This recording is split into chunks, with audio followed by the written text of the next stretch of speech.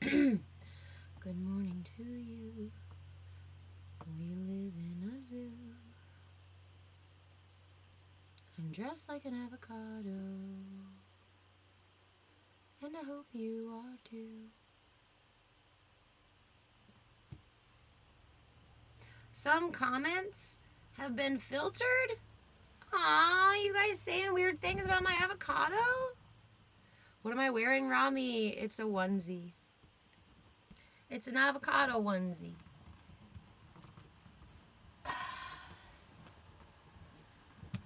Some days you just have to cotto up. Some days it's just onesie weather. And these days, it's onesie weather. I'm so excited. I just looked at the weather because we got official, like, rain that happened for hours and hours throughout the night yesterday and much the day yesterday. And it's my favorite time of year here in Oregon. And I looked at the weather thinking, oh, maybe we just had, like, a little bit of rain now and we'll get some more heat and whatnot. I think it's officially started and we are going to get consistent rain all the way through until it snows. Maybe.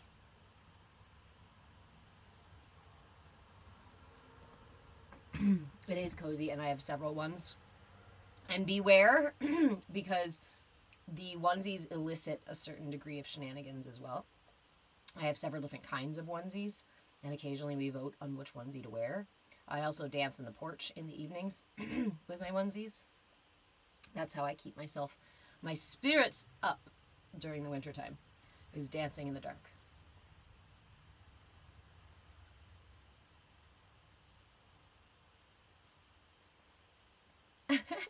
Jackson, can I please not drink and talk at the same time? Just talk only on the live. Here's the thing.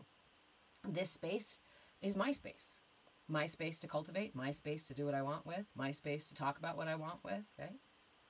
If you don't like the way that I hold this space, the way that I use this space, then there are a million other places you can go on the internet as well as in real life. But the arrogance that it takes to come into somebody else's space and be like, excuse me, can you not do that? I don't really appreciate that. You see that my sensibilities sitting over here on my phone, miles and miles or hours or however far away or close I am to you, I believe that I have and should have an amount of control over what you do and what you say in your space. You see, I have an overblown solar plexus, which makes me think that I should have a high degree of control over other people and other situations in my life.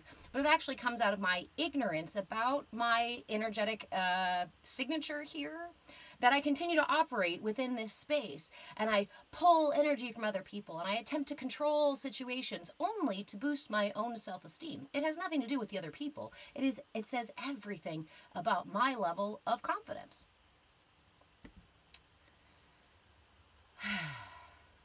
Always just so much more of an admission, right? And that's the funny thing to me that cracks me up. You don't realize it's an admission of your own ignorance or your own insecurities when you attempt to control other people and other situations. When you have that high need to be the boss in the situation, or to be the one who manages everything, or to be the one who manages everyone. That's imbalance. True strength does not need to push and pull, does not need to control other people. That's force, not power, right? There's a big difference between force and power. If I am not very powerful, I must use force. But if I am powerful, I have no need for force. And to understand the two and to practice the difference between the two is what develops that power. But to pretend that force is power, again, is just digging our heels deeper into ignorance.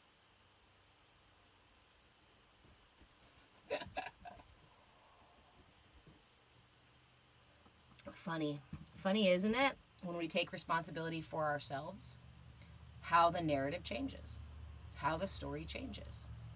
We actually gain a lot more power when we take responsibility for ourselves, take responsibility for our actions, for our words, take responsibility for our self-esteem, take responsibility for our sense of confidence, take responsibility for our actions and our words in a way that means that we don't need to control other people anymore. When we do that, we cultivate genuine power. And you can see that in some of the wisest, most powerful people out there in the world is they don't need to fight and push and pull and yell. Yelling is a kind of force, because I do not believe that I have enough power to state my words calmly and have them heard. When we take responsibility for ourselves, instead of turning it into blame, instead of turning it into shaming or guilting ourselves, it actually becomes a kind of superpower. When I learn to take responsibility for everything that I do and I say, I am no longer not in control. I am no longer a victim of any situation, because I recognize the choices that I made to get in that situation, and I recognize the opportunities to get out of that situation. I recognize my co-creation in every situation. Does that warrant guilt, shame, or blame? No. Again, these are low density operations when we are still in ignorance. When we remain in ignorance, we will remain using these gross motor skills, gross cognitive skills, gross motor skills, because we are essentially immature. And it's going through immaturity. It's going through ignorance in where we have the process, we have the ability to enlighten ourselves, to become wiser, to become enlightened, to reach self-actualization, to learn about the self, right? The longer we refuse to take any responsibility, the longer we will remain in our ignorance. The longer we will remain in the suffering that we choose. I don't choose my suffering. In some way, every day, you choose the things that are in your life or not. Whether you choose not to make a decision at all, whether you choose to hang out and see if it changes, whether you choose to hope things will get better or hope things will get, doesn't matter. You're still choosing.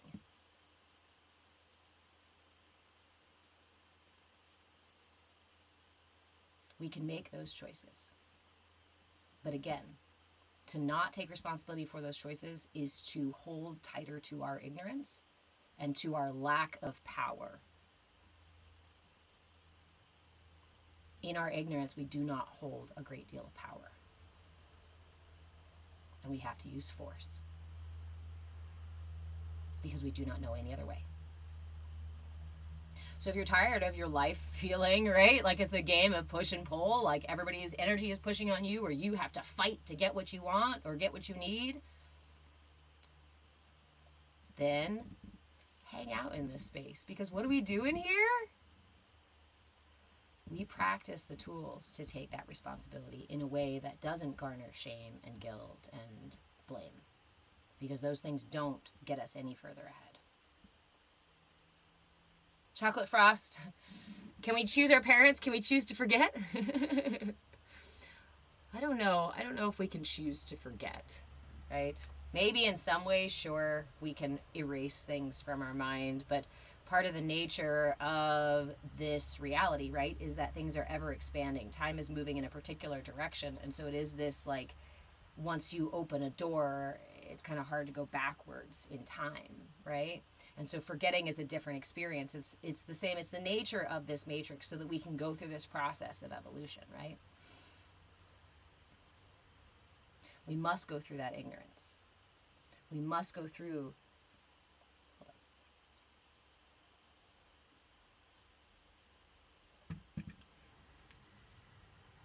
Can we choose?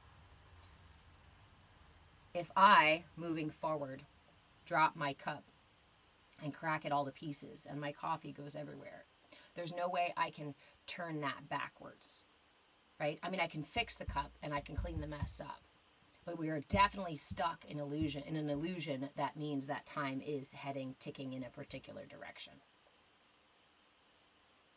But that is for a purpose, right? Time passing, the evolution process, the awareness process, all of this, once we reach the end of that, that is when we completely can let go of this direction of time.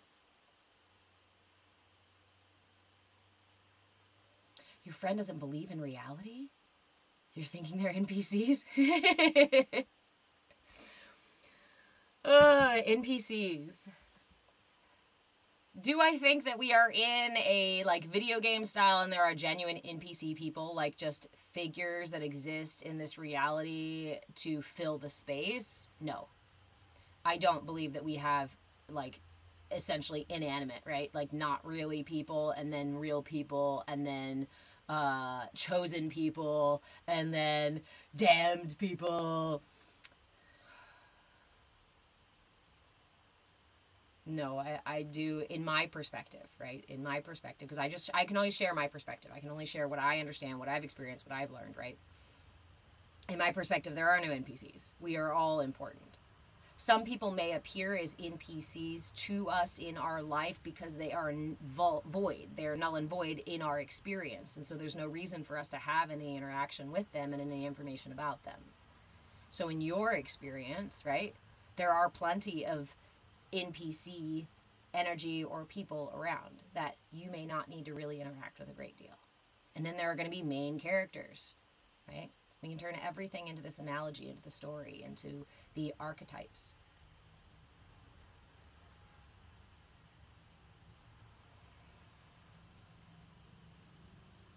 Interesting blue sky project. We're not letting anything go until the reset.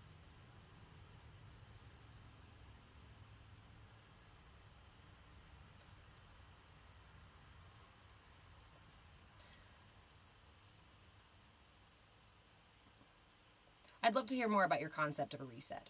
I personally, in my research and understanding, I don't believe that there is like a single event. That's the same like 2020 stuff, right? Or 2012 stuff. There are shifts, there are changes, but the world is not, the universe is not a square where it's like bam, bam, bam, bam, bam, bam, bam, and there's resets or something, or it's like end of the line, beep, reset, game over. I believe it's more of that constant cycle of expansion, the ebb and flow of the Fibonacci sequence.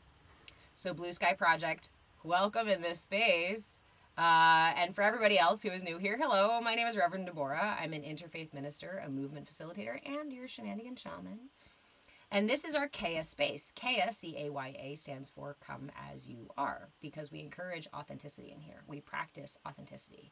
We are moving towards self-actualization, right?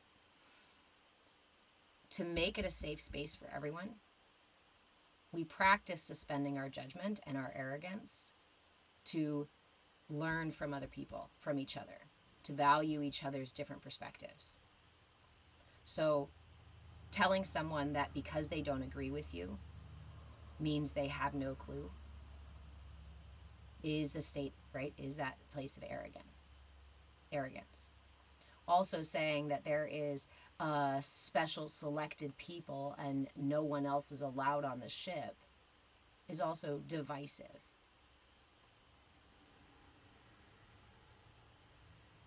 Even you don't have a clue is divisive.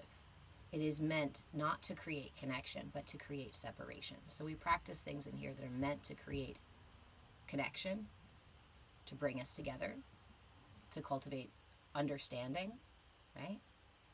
To practice our listening skills as well as our speaking skills.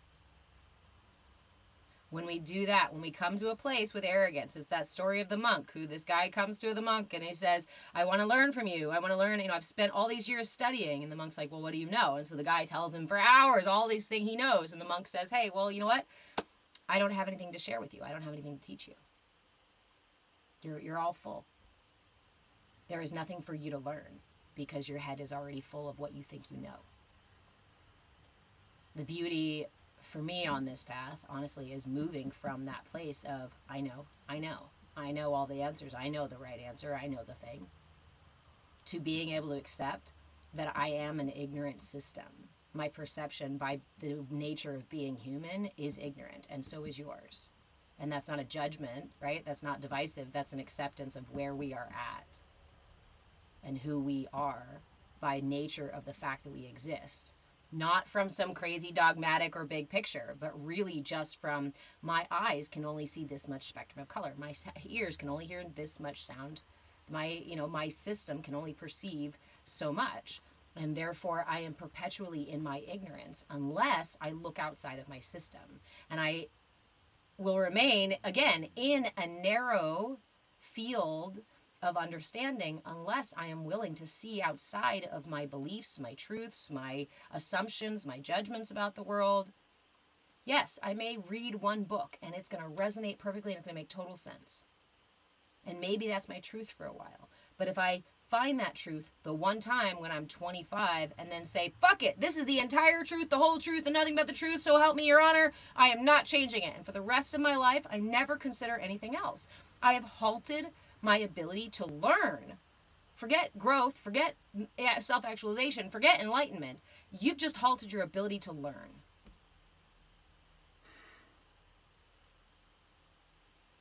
It is in our arrogance that we remain ignorant. So I encourage everyone in this space to set down that, I know, or you're wrong, and try, ooh, interesting. Right? Like you said, the reset. Interesting. Tell me more about this information you have about this reset. Because I understand things as sequences, as ebbs and flows, the same exact rhythms of the entire universe. You see that if we micro-macro the universe, then everything has these same rhythms, these same ebbs and flows. So I'm curious where in those rhythms this reset you speak of falls. Because I've been alive during at least one of these resets. And I read the information and I believed it. Because it sounded true and damn good, right? And I experienced some big shifts in my life that year. Going through that year, I came to understand that reset, that end of the calendar, end of the world, as an end of a phase. In my evolution, and in a lot of other people I knew. And that was one of those first steps on my path to look at it and go, wait a minute. Maybe we shouldn't be taking everybody else's words at complete face value and just be like, oh, that's the truth and nothing but the truth, so I'm just going to believe it and that's it. Never re-examine. What if we macro a little bit further and take all of these different perspectives, all of these different teachings, and look for the threads that are common? Look for the truths that they share, because the truths that they share are therefore the foundational collective truths. And that's much deeper than this is my deity that I read about in a book when I was a kid, and my parents said this is who I should pray to, so I'm going to pray to this deity for the rest of my life and never re-examine it. Then I will remain in the ignorance of being that age when that information was given. Again, the nature of time, the nature of it as it goes, we also expand through that experience of growth. Unless I choose not to, unless I choose to hold myself in ignorance.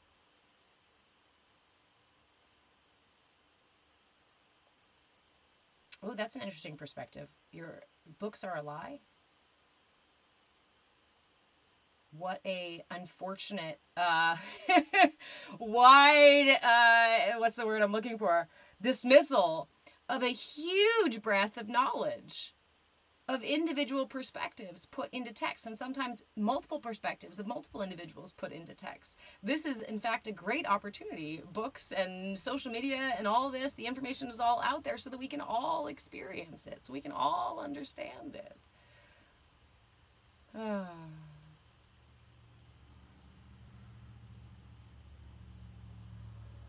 All right, y'all. So, this is our Bhakti Bites class. And in Bhakti Bites, we talk about a lot of stuff. But in Bhakti Bites, we practice devotion. Devotion to what? Because you were just talking about not deities, not dharmas, not dogmas, right? Just devotion to self-care. Devotion to the self-work. I don't like to call it self-work because work has that kind of gotta fight for it, gotta put your time in kind of thing, right? Hey Brian, how are you?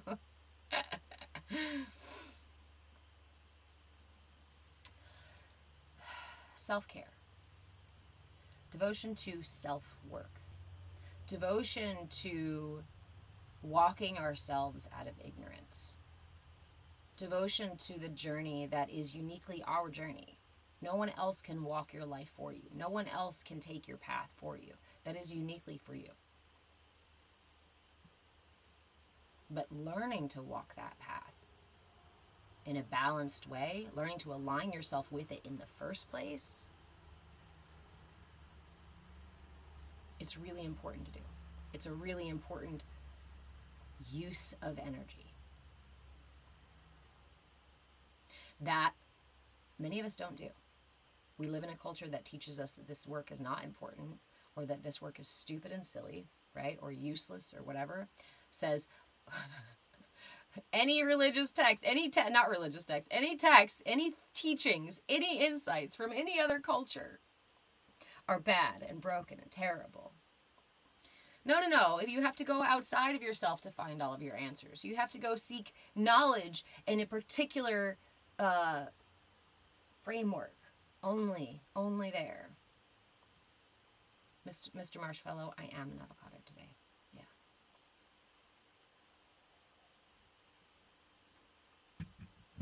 And so when the whole world is telling you not to pay attention to yourself, that there is no wisdom in here, that there is no insight, that the body has no wisdom to itself, it has no understanding of itself.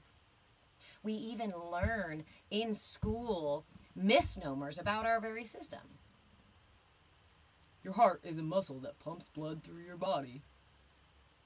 Well, not exactly. In fact, a lot of that is wrong. Your heart creates an electromagnetic pulse that runs through your body. It oxygenates your blood as it goes through your heart. But it does not have the actual force to pump the blood through your body. They have already done like several tests on this, and there are studies out there that you can read about how the heart does not have enough PSI to pump the blood through the vessels like they say it does. But when your kid is in school and learning this in class, what are they going to learn? That the heart is just a muscle that pumps blood through your body. But the heart is responsible for the electromagnetic field around your system. The heart is responsible for communication between the body and the brain, and the outside world and the body and the brain.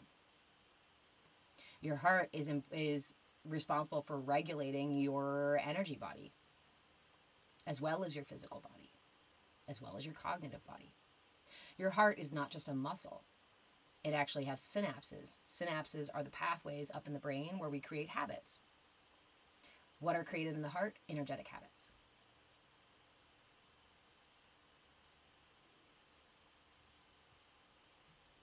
How do I know when my partner or my kid is about to call, right? Or came in and had a bad day? You know those interesting ways that you can kind of feel the people that you care about the most, the people that you spend the most time with? That's because there's an energetic signature created in your heart, in your physical system, of your interaction with that person. Yes, Amy, I am an avocado. I feel like I'm going to be fielding this question all day. That's okay. That's why. It's okay. I don't mind. See, yes, indeed.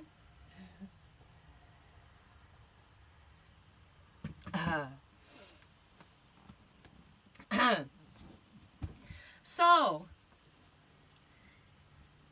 in a world that genuinely seems to want to keep you ignorant, right? What, like, genuinely doesn't offer you all the information. And if all the information is out there, which more of it is now, you really have to go digging and searching for it. Really have to go fighting for it. And then you have to fight your own cognitive dissonance or your own misconceptions and judgments as you get through that information.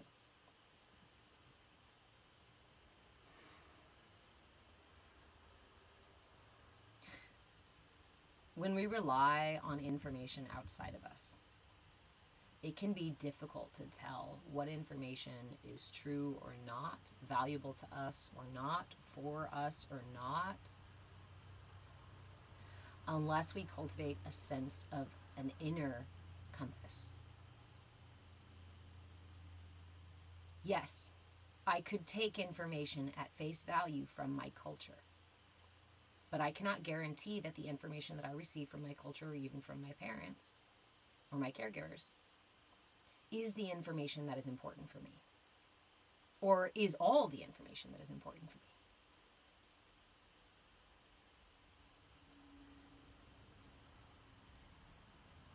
Ultimately, it's my responsibility to enlighten myself.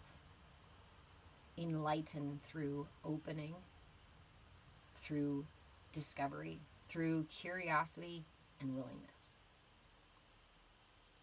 You guys know my favorite analogy.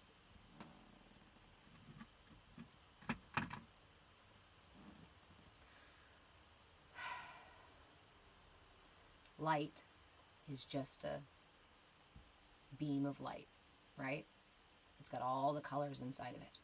And if I'm going to look around and see light, I mean, I can kind of see light, yeah, because light is there. I see light because it allows me to see all these other things, right?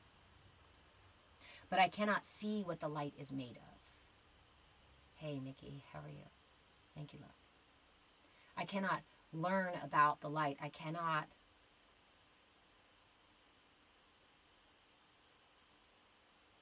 discover the subtle layers of light unless I am willing to perceive it from a different perspective. Hey friend, I'm an avocado today. Nope, it's just onesie weather. It's just onesie weather.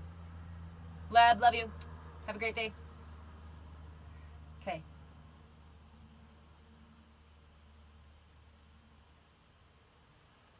But my consciousness, this prism, takes that light and splits it into all the colors that I can perceive. I have to recognize that all of these colors together that I perceive out here in this world are altogether a thing in and of themselves. Are you getting rained on down there, Nikki?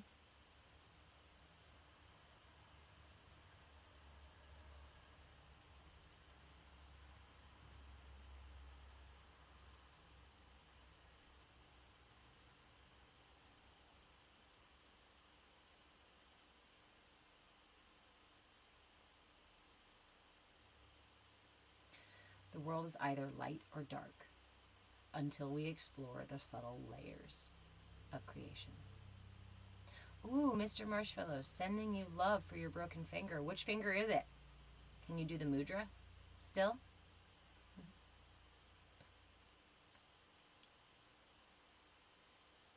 Hey, Dee, how are you? Getting rain in San Francisco there too? You're right, index. That is exactly the finger you need to move for this mudra. Do you guys remember the mudra for the week? It's immobile in the middle knuckle. Yep. That's exactly where you are not allowed to do this mudra today, my friend. Am I in SF? No, I'm in Oregon. But we're finally getting dumped on. So I'm excited about that. I like that. Finally getting rain. Yeah, that's why I put on the onesie today. I'm like, it's onesie weather. The rain is back. Mr. Marshmallow, I am in Southern Oregon, but that's as much as I'll give because I don't really tell the actual city and state, right? But I like to live in the woods and hide away in the woods. Okay, so our mudra for this week. The mudra for this week is the mudra for intuition.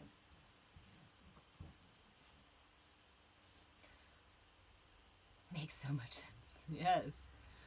So the mudra for intuition, we do by bringing the pads of all our fingers together to create this nice little diamond shape here. And then the right index finger bends at the first knuckle. I guess it's not the first knuckle, is it? It is the middle knuckle, isn't it? That's right where you're immobile, huh? Mr. Marshmallow, I wonder if you could do the opposite. Do the left side and see how that feels. Yay, hey Katie, how are you? Okay, so we're just gathering our mudra. Hey, big kahuna. I just have experience, my friend. The whole point for me in life was to experience, was to discover, learn. I am exceptionally curious and always have been. I don't think it's about IQ or really intuition. It's about presence and it's about willingness. It's about a voracious appetite for experience and understanding. Right? Yeah. Adaptive. I didn't feel very adaptive for a long time. And it was through my curiosity that I developed my adaptivity. Right? Adaptivity of the nativity. Okay, so my friends, this is the Shankhavarta Mudra. And again, I apologize for my Sanskrit. I'm going to hold it over my avocado pit so you can see it better because this feels like it's hard to see it. So we're going to hold it over the avocado pit so you can see the mudra. This mudra is turned, hey Tony, turned up here toward at the heart, held at the heart. I like that it has this like little heart thing, right? Makes you almost want to do this. Makes you almost want to do this. That is a different mudra, by the way, so we're not doing that mudra today. We will do that mudra another time. But we keep that right finger, or if you're Mr. Marshmallow and you have sprained or broken your finger, then go ahead and switch and see how the left side feels today. Now, remember, we practice mudras every single week in here because they're that awesome and there's that many and they're that powerful. On Monday, we sit for just 5 minutes with our mudra.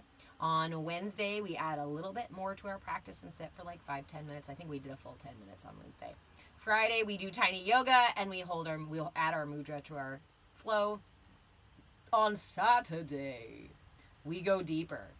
So, it is almost 10:30, and because I'm obviously a chatterbox, I like to make sure that at least by 10:30 we do a meditation. At work, D, have a great day. If you have the chance to hold your mudra for at least 5 minutes at some point, I encourage you to do so. This is one to improve our ability to hear, to perceive the difference between ego and higher self and wisdom, particularly the wisdom of the heart. Remember, we were talking earlier about the way that we are misdirected about our heart, about the purpose of our heart, about the use of our heart, what our heart actually does, even what it's made of. So for today's practice, we are going to sit for a bit of a longer meditation. I encourage you to find a comfortable place if you would like to join us for meditation. You can be seated, you could be laying down, you could be walking. This is obviously not a mudra for driving. If you're at work and you can sit for a few minutes, I encourage you to sit with us as long as you can. We will go into some visualizations. I want to encourage you here. If visualization is not your thing, that's okay. The point in sitting in meditation is not to see an awesome visuals behind your eyes. It's not to reach a perfectly peaceful, quiet state of mind. It's not to even hear your guides and wiser whatevers, unless that's your intention. So, what is the purpose then? Why do we sit in meditation? So that we can cultivate our attention and our intention. So we can practice meeting ourselves with curiosity and willingness. Nikki, this is one that it does not contradict pregnancy. If you are pregnant, this is perfectly fine to use. But again, when you are pregnant, it is a unique situation, right? You are carrying two energies in you. You're carrying two different energy signatures. In Ayurvedic medicine, we look at this as a unique situation because of the separate dosha that is in the body, right? So, because of that, it is imperative that you are your own guru, right? You notice if this starts to feel uncomfortable, let it go. During pregnancy, I encourage you really to just be extra mindful with the system, right? Yeah. Okay. So, Here's our Shankhavarta Mudra. Bring all the fingertips together. Make this nice little diamond. Drop your right index finger into the mudra, or your left if you can't use your right. Pick one, not both. This is a different mudra. So we're just going to do one finger into the mudra. Turn it up here and hold at your heart. If you'd like to join us for any part of this meditation, go ahead and close your eyes. And we're going to begin by taking 3 deep breaths to fully arrive here for this space. Begin by inhaling through the nose, pulling the breath down through the lungs and into the belly. And sigh it out. Inhale again, expanding the rib cage in all directions. Big deep breath. And let it go. Inhale once more, lifting the heart and elongating by lifting through the top of the head. And exhale to slowly melt the shoulder blades down the back. Release the breath. Go ahead and seal the lips and take a few moments to follow the breath. Inhale all the way to the top and follow the exhale all the way to the bottom. We're just going to take a few moments here cultivating our attention, bringing our attention back to the present moment. This is the foundational and honestly the most important piece of meditation. If you spend your entire meditation just refocusing your attention on the here and now, that is a powerful practice and you honestly don't need anything else. The most important thing we do first is to cultivate that.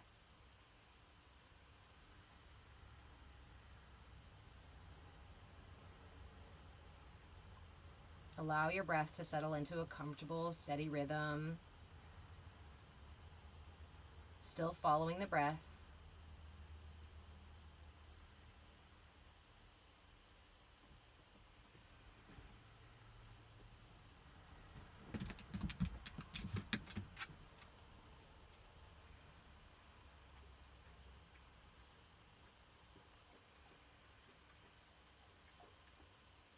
And just allow yourself to settle in. Again, even if your mind is busy, just refocus every single time you notice you've been taken away. It's okay if thoughts still rise in the brain. Be the observer, watch them rise and watch them fall in the same rhythm as your breath. Inhale and exhale.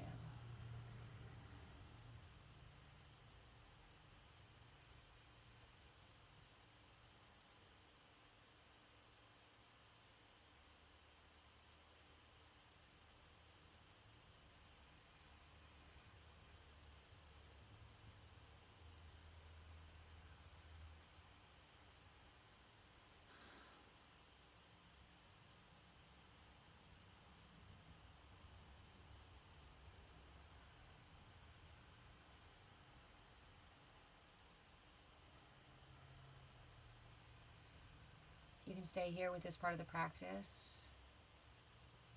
If you'd like to continue, I invite you to stretch your hearing, reach your hearing out for the furthest away sound that you can perceive. Even if you have headphones in, just reach your hearing to see how far away you can hear.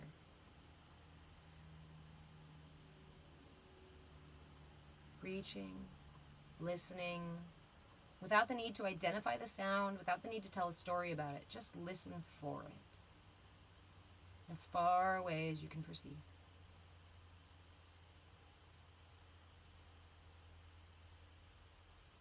Inhale, take a deep breath in, hold at the top. And as you exhale, release the furthest away sound and bring your hearing in closer to a sound just outside the room you're in or the building that you're in. Listen for something a bit closer, still outside of the space that you are in.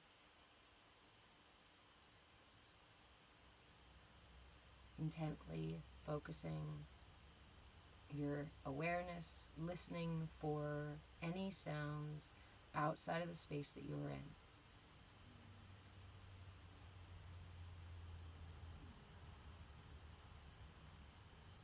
Without judgment, without a story, just listen.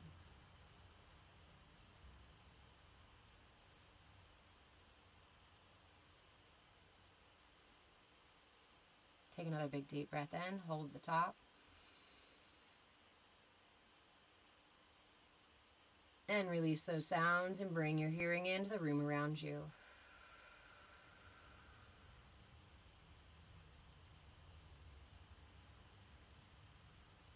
Return to your comfortable, steady rhythm of breath as you listen to the sounds in the room around you. Only the sounds in the room around you, without a story, without attachment, without judgment.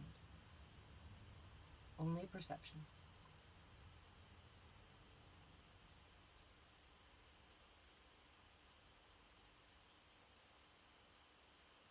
Keep breathing.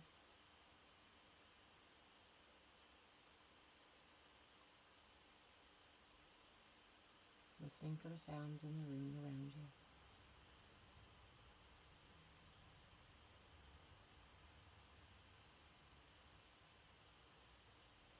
Take another big deep breath in, hold the top.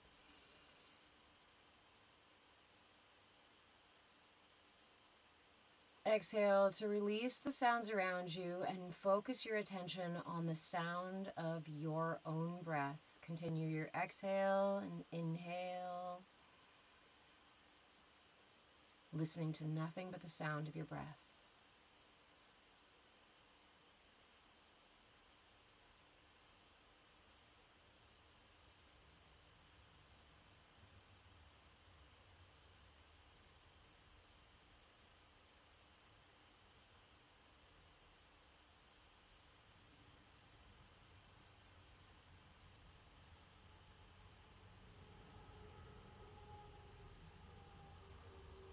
Nothing but the sound of your own breath.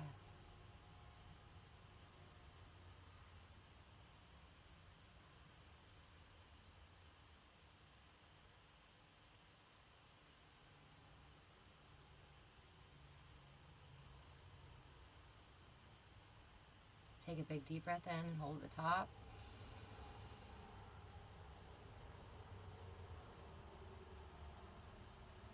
And exhale, release the sound of your breath, shifting your attention now to the sound of your heartbeat. Listen intently, all of your focus, all of your attention, listening for the sound of your own heart beating.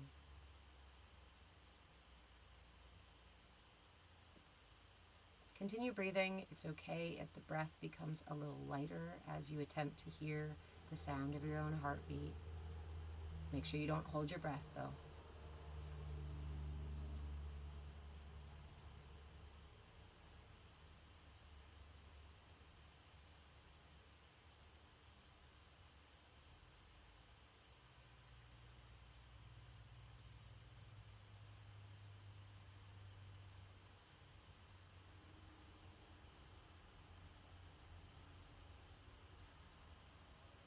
All of your attention, all of your focus on your own heartbeat.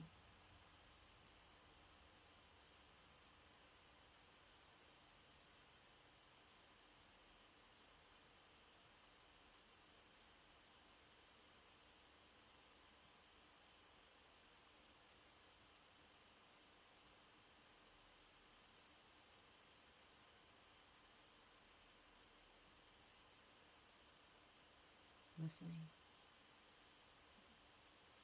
to your own heartbeat.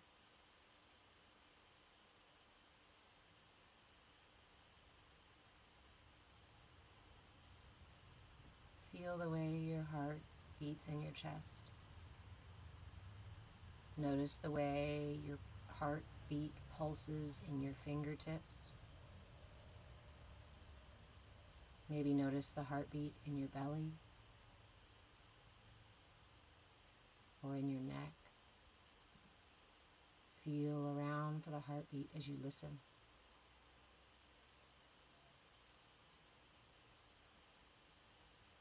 As it echoes through every corner of your system. Feel into this heartbeat now while you listen, feeling for it in every corner of your body. Let it fill you as if the sound is getting louder and louder and louder, echoing through the halls of your inner landscape, of your inner temple.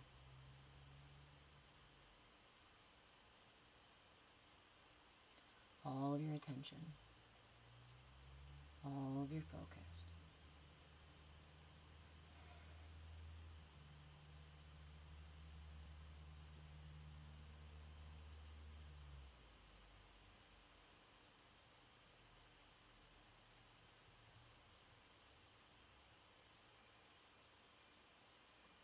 A heartbeat echoing through the halls of your inner temple. Continue to listen for this heartbeat. Continue to feel into this heartbeat as you take a big deep breath in again. Hold the top.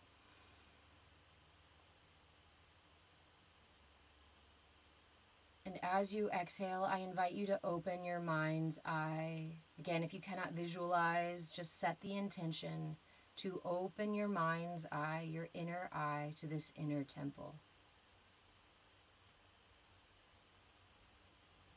Allow the inner temple to manifest however it manifests for you.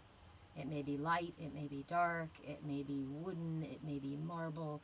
Allow your temple to be however it is behind your mind's eye, in your mind's eye.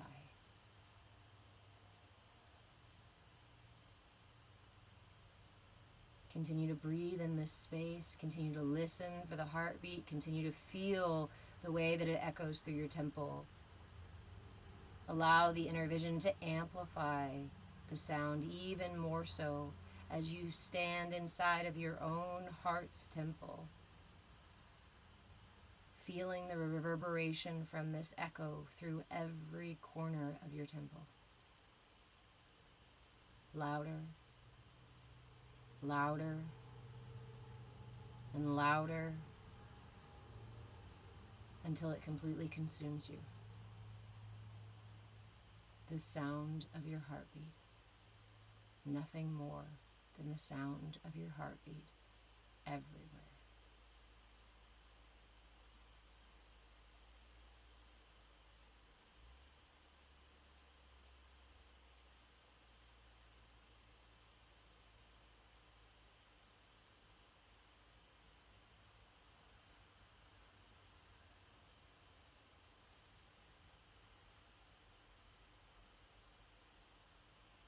In this space, so loud, so echoing, feeling it echo through your body, through your mind, through your ears.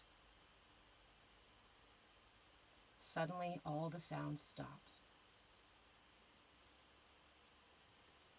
You no longer feel the heartbeat.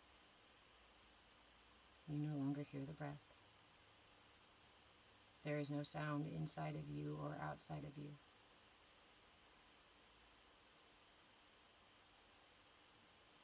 Nothing. Empty.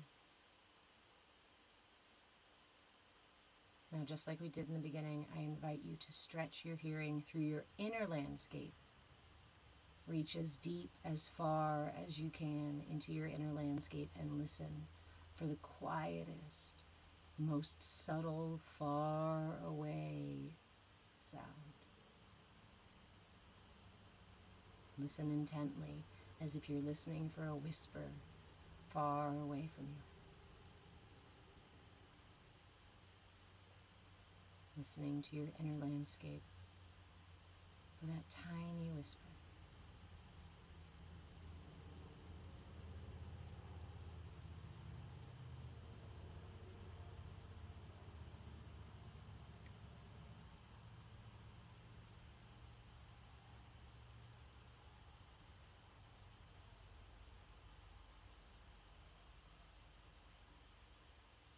Listening into the stillness for the smallest sound.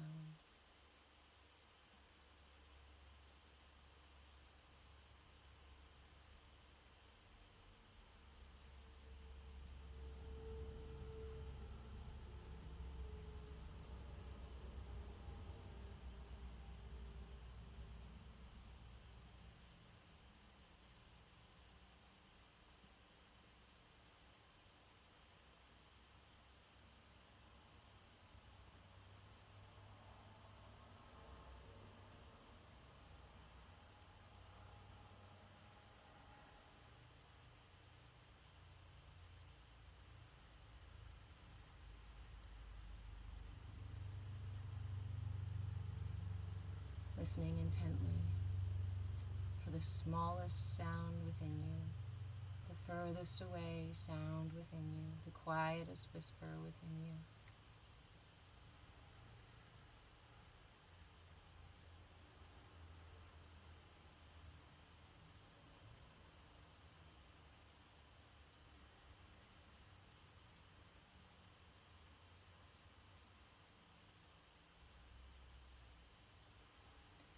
I encourage you to stay in this stillness as long as you are able, as long as it is available to you. When you feel complete, I invite you to release the mudra and place both hands over your heart. Press into your heart, feeling the heart beating underneath your hands. Take a big deep breath in. And as you exhale, offer your heart some gratitude. I encourage you to say something to yourself to the effect of, I love you, my heart. Thank you, my heart. I'm so grateful for you, my heart.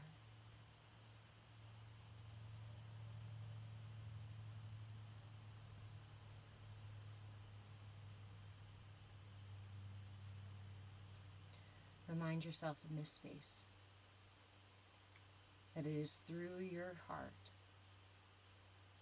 that source energy, divinity, prana flows through the paths of least resistance to bring you to your highest good in every moment, leading you through those paths of least resistance to your highest good.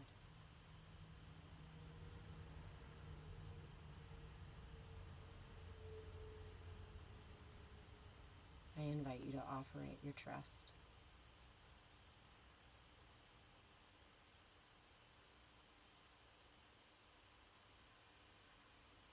When you feel complete, I invite you to either just leave your hands here over your heart or bring them into prayer in gratitude for today's practice, in gratitude for this space, in gratitude for this mudra and this magnificent meat bag and this fantastic heart. Holy moly, there's a lot of gratitude to offer. Make sure that in all of that gratitude, you offer gratitude to yourself for taking the time for self-care today. I'm really fucking proud of you, and I hope you are too.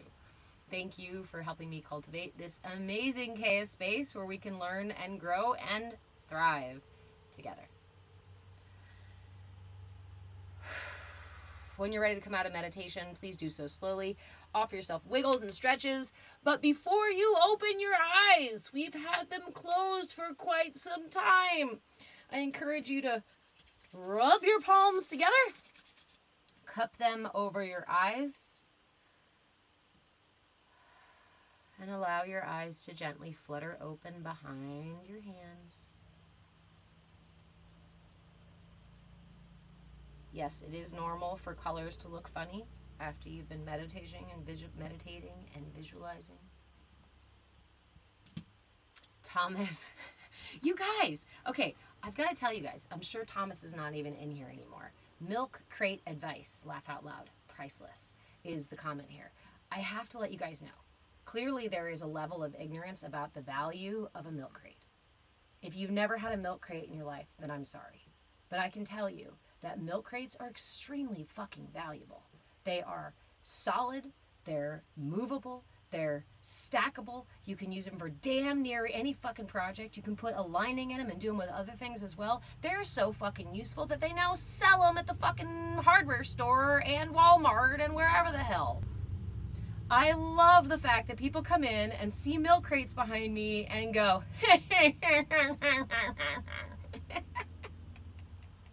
you have milk crates? Clearly there's something negative that I have to say because you have milk crates. I'm like, y'all, these are the most fucking valuable thing that you can have. I'm in an RV and I travel a great deal. I homeschool my son, so we have a lot of adventures. And being able to use, thank you, these things are like gold. Being able to use these and make shelves out of them when I need them in here, and make shelves out of them when I need them in there, and make sure that they fit, and make sure that they go in the car, and make sure that they go, like, you guys clearly do not know. The folks coming in, clear of saying those things, clearly you don't know the value of a milk crate. They are so valuable, the fucking stores that use them won't let you take them. You can't get these things for free. Yes, Chris, people have milk crate issues. I get a lot of flack for sitting here teaching and doing whatever, and people come in and go, oh, milk crates? And I'm like, you don't even know. I'm sorry you've never had milk crate. Badass Blind Woman, that was your first guided meditation. I'm so glad you enjoyed it. I would like to remind all of you, right, that inner temple is always available in your heart. And it was actually through the exploration of that inner temple that I started learning how to set boundaries, how to love myself, how to take care of myself. It was this realization through a meditation that the heart is essentially our connection to divinity. It echoes the divinity within us and throughout the entire universe. It is the source of our electromagnetic field that comes around us, and it transmutes that universal life force into our own life force. It is such a powerful thing that we have. And sitting in there, in a meditation of my own, I saw this magnificent temple, and all the way in the center of the temple was this flame, was a bowl with a flame burning in it. And I recognized that this was my sacred space. This is that divine flame. This is that piece of my soul, that spark that exists within me that leaves when I pass away. And I realized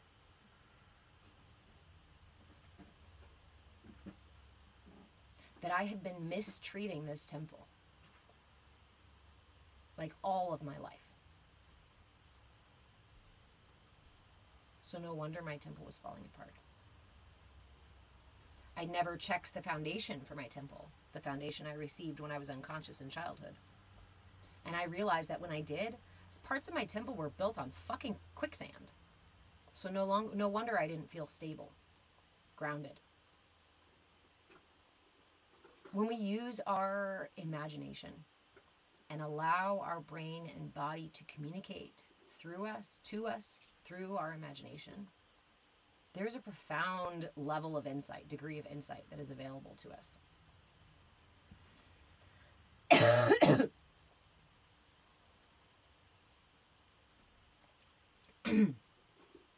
When a memory pops up in my brain, and that's a negative memory, a triggering memory, and it changes my breath, and then it changes my physiology, the very imagination, the very moment of imagination in my brain caused me to have a physiological response. So I can do the opposite. And I can use visualization to create a positive response. Again, if my emotions change, right? If I become angry, if I am triggered into anger, my breath will echo that anger. If I am triggered into anger and I change my breath, I can get myself out of that energetic place.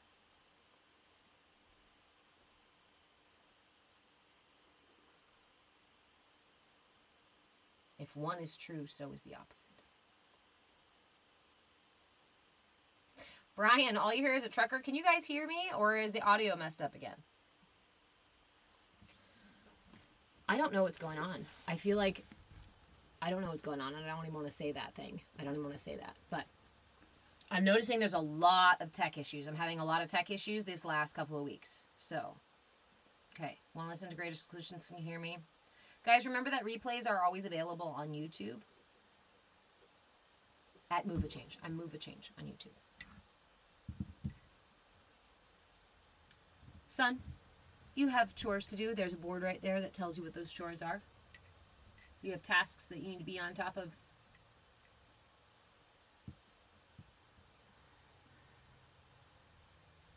There's not options now, and I'm not renegotiating, because instead of doing the chores I'm asking you to do, you're trying to renegotiate and find other chores, and therefore avoiding the ones that need to get done.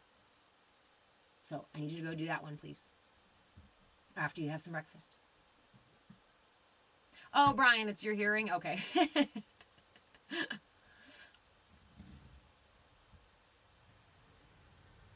So remember that you can always return to this temple. And it really helps to return to this temple because it echoes through when we're out of meditation. When we practice seeing this space as our temple, we start to treat it differently. We start to respect it differently. The message that I received in a meditation several years ago, when I was in that temple space, was the question of if you knew, Diana, you have a great day too. If you knew that God, divinity, Christ, Allah, whoever your deity is, divinity is, whatever representation you use of it, if you knew that existed in your heart, and it wasn't like some far away sky daddy out there in the sky that you had to communicate with somebody else through, but no, divinity, God, source is right here, experiencing everything that you're experiencing in every single moment that you're experiencing it. If you were charged with a drop of the entire ocean within you that you had to protect through this lifetime, would you treat yourself the way that you've been treating yourself? Would you talk like shit to yourself? Would you abuse and use your body, right? Would we hurt ourselves in the same way? Would we think so little and so low of ourselves in the same way? Absolutely not. And it was after a personal situation that nearly brought me to the end of my life. It nearly put me 6 feet in the ground. That was really, really, really, really bad. I have chronic conditions from it now. When I left that situation, I realized how poorly I had been treating myself. And it was in that meditation, after leaving that situation, that I heard that. And in that moment, it was almost like a, do you see what happens when we don't take care of ourselves? Is this how you want other people to treat your temple?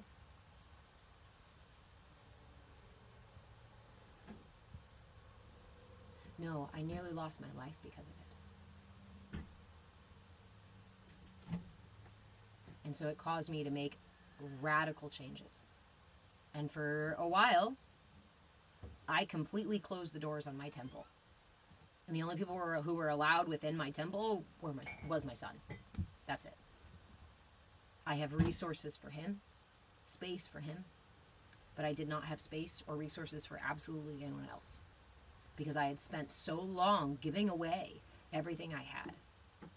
My energy, my time, my love, my resources of all kinds. Because I thought that was the godly thing to do. That was the Christ-like thing to do, was to sacrifice myself, right? Interesting story, isn't it? The best thing for you to do, little human, is to just sacrifice yourself. Is to let the world kill you. Is to let the universe take you down. That's godly. No, that's martyrdom. And it's my understanding that that's not what we're intended to do. Because when we do that in this lifetime, we end up causing ourselves suffering. And we often enable the people that we're doing it for. We enable them in their imbalance of not doing these things for themselves. And we create our own suffering by not taking care of our own needs, by not filling our own cup first. My mother, in all of her wisdoms, in all of her insight, that is something that she struggled with.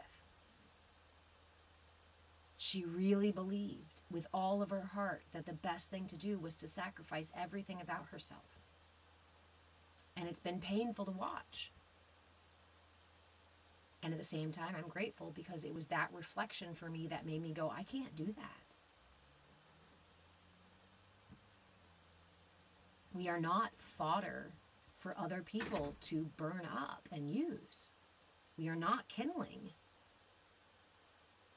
We are our own flame. We are our own fire, and learning to cultivate Learning to cultivate that flame, that spark, into a bonfire, into a warm hearth within. That's what this is for.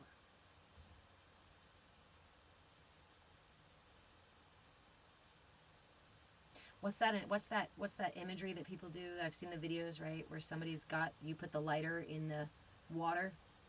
Somebody's lighter is in a water. They can't light it, and they can't light it, and they can't light it. It's this spark that we relight, reignite in other people. But we don't reignite it in other people by giving them our spark.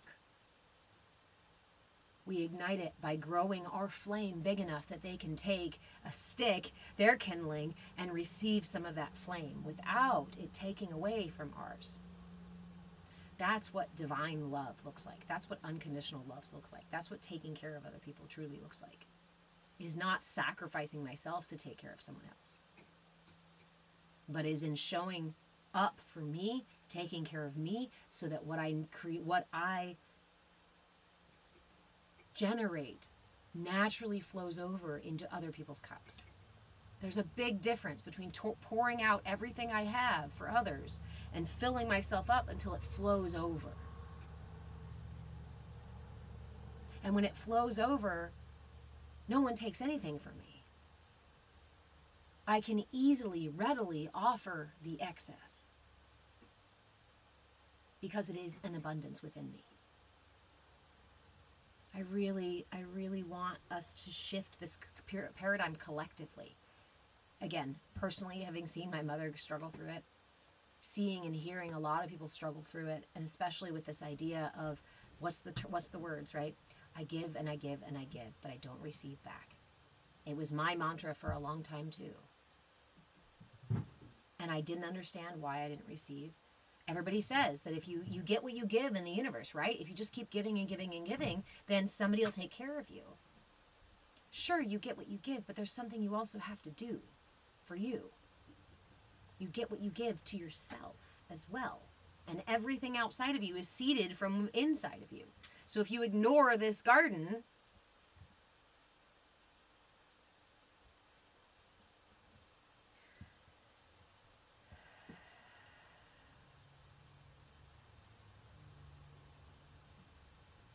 then you go hungry. Then you go hungry. And then you feel victimized and wanting by others, by the world. Why was no one satisfying my needs? Why does the universe not satisfy my needs? Again, I give and I give and I give and I don't receive. Who is giving to you? Who is there to receive from? Yes, people come and go in our lives. Some people may be there for a long time. And we can fight and push and pull to get them to give us what we want from them. But that is force. Power comes from filling my cup and being able to share what is overflowing. Force comes from dumping my cup into somebody else and then demanding that they give me theirs. I did this for you, why don't you do it for me? That is complete matrix push and pull. Energy, finite,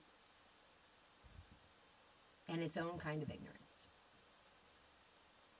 Ignorance is just a state of not knowing.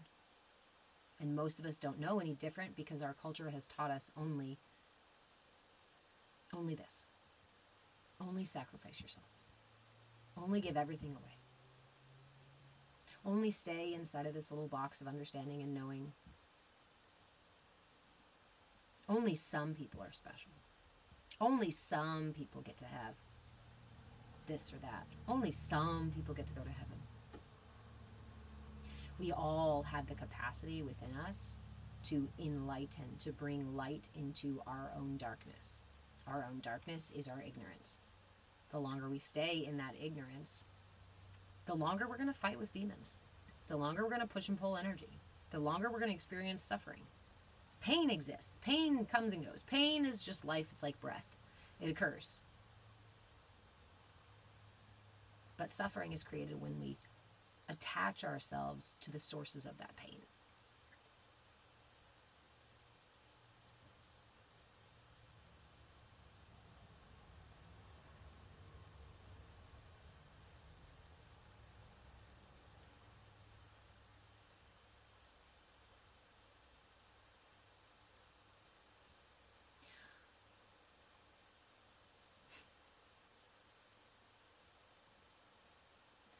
I'll be 40 soon, here in just like 2 weeks.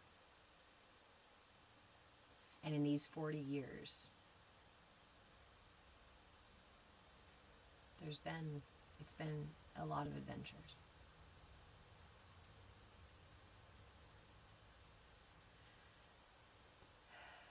Despite the pain that life has offered or life has brought, despite the suffering I have experienced, still, it is that curiosity. It is that willingness. Hey, Reuben. Actually, what I always say is, it's curiosity that keeps this cat alive. Having been at the bottom of the barrel, having been in the darkest of places, having been prepared to put myself 6 feet under,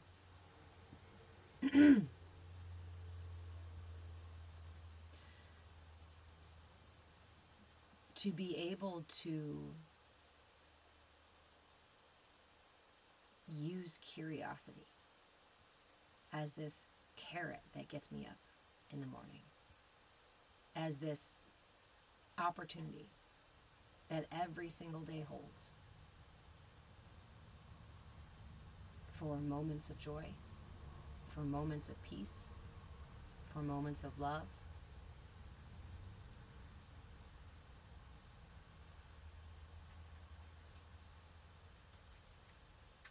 It is in our certainty that these things don't exist for us, or that we do not deserve these things, that we miss them right in front of us.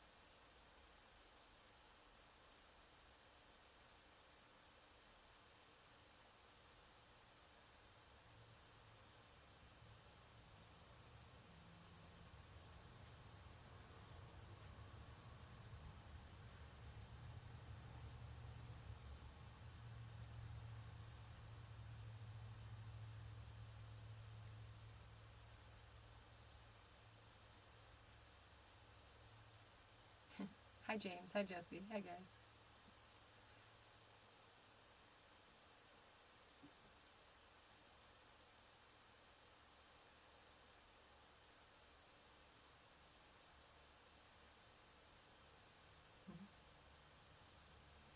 Thank you, Badass Blind Woman, for being here, too.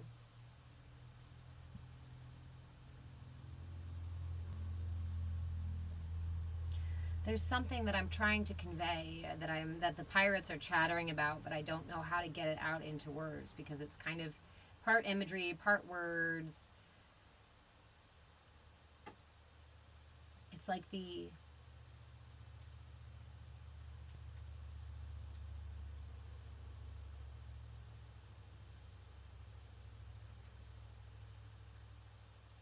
sometimes the scariest thing that to do, the most important thing that we have to do seems like the scariest thing to do. But once we do it and get across the other side, we realize how not scary that was. We are so attached.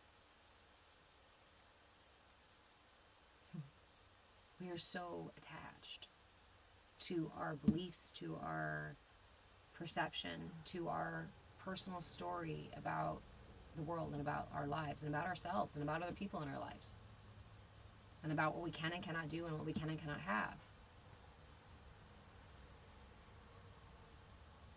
But it is that very story that holds us in those places of rigidity, that prevents us from becoming flexible and keeps us away from curiosity, right? That leads us into ignorance, is holding on to these things.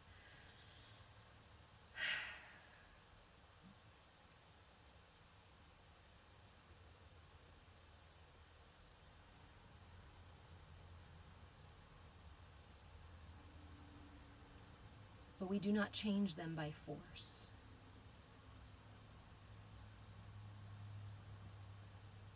I do not break down my defenses by being violent within myself, by being angry and mean and judgmental within myself.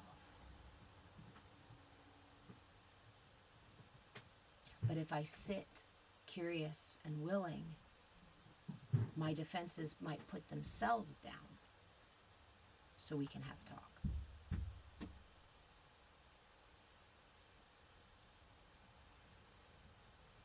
the nature of what I want to share, what I hope to share in this space is the difference, is that subtlety, is that I don't even want to call it gentleness, because you don't have to be gentle, because you're not, also not being harsh. It just is. It's just present. It's just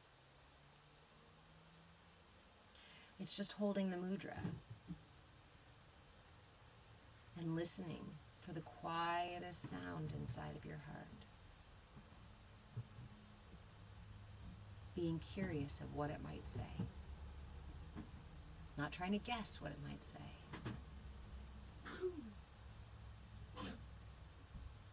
It is when I am driving down the road and somebody does something dangerous in front of me and road rage comes up out of me.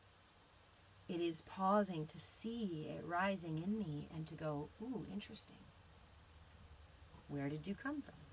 Why are you here? What is your purpose? Oh, interesting. Well, I'm not going to flip off the other driver because it's going to put me in a funky mood. But good to know that your way of protecting me is to flip people off. I wonder how effective that is.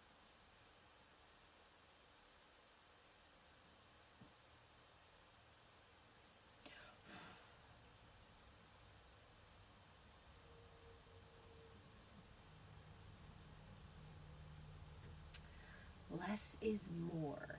Empty cup type of awareness. James, there's like a paradox in there, right? Because to fill my cup, I realize the more I fill my cup, the less I realize I need, right? The more I learn to breathe, the less air I use. The more I learn, the more I discover I don't know.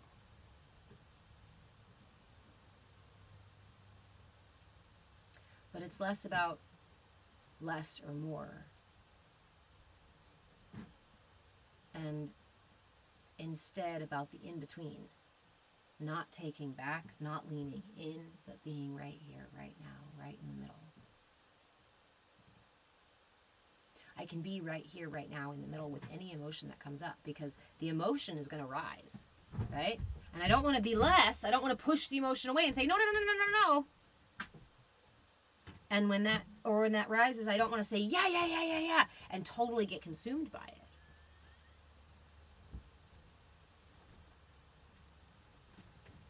But I can be present with it as it rises in me and curious about it and go, oh, interesting.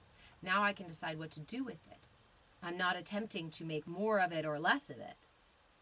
I'm meeting it exactly as it is out of respect for myself and out of trust that there is a validity to the expression or to the feeling as it rises in me, right?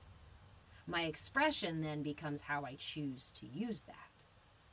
And I can choose to weaponize it. I can choose to deny it. But what I seek instead is just to see it and hold space for it. Because either less and more both require me to grab a hold of the thing and try to do something with it. And it's grabbing a hold of that thing that often gets stuck inside of my system because I try to move it, manipulate it, do something with it.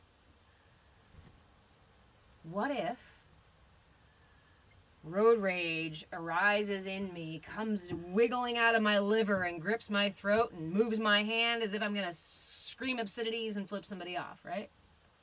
I feel it coming through. What if I were to just breathe in that moment? Not from a place of I'm trying to make it less, let me take 5 breaths. Not from a place of, ooh, I'm so pissed off, I'm going to make it bigger. But from a place of taking a breath without the thing to do more or less. Just curious. I'm going to inhale this space, this now, this feeling, this emotion, this interaction between my system and the reality. And yeah.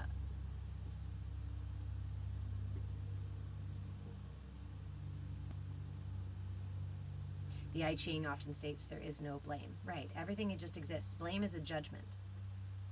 shame, blame, guilt, the push and pull, the less and more. The desire for less and more is a judgment.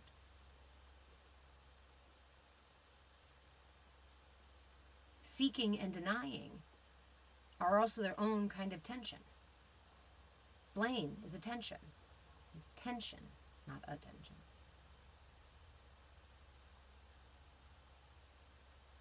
Username 2625278. We do chair yoga, tiny yoga, we call it. Chair yoga on Friday mornings. There's a replay. There are replays for tiny yoga over on YouTube. I Move with Change. So if you want to join us on Friday at 10 a.m. Pacific time, we do chair yoga.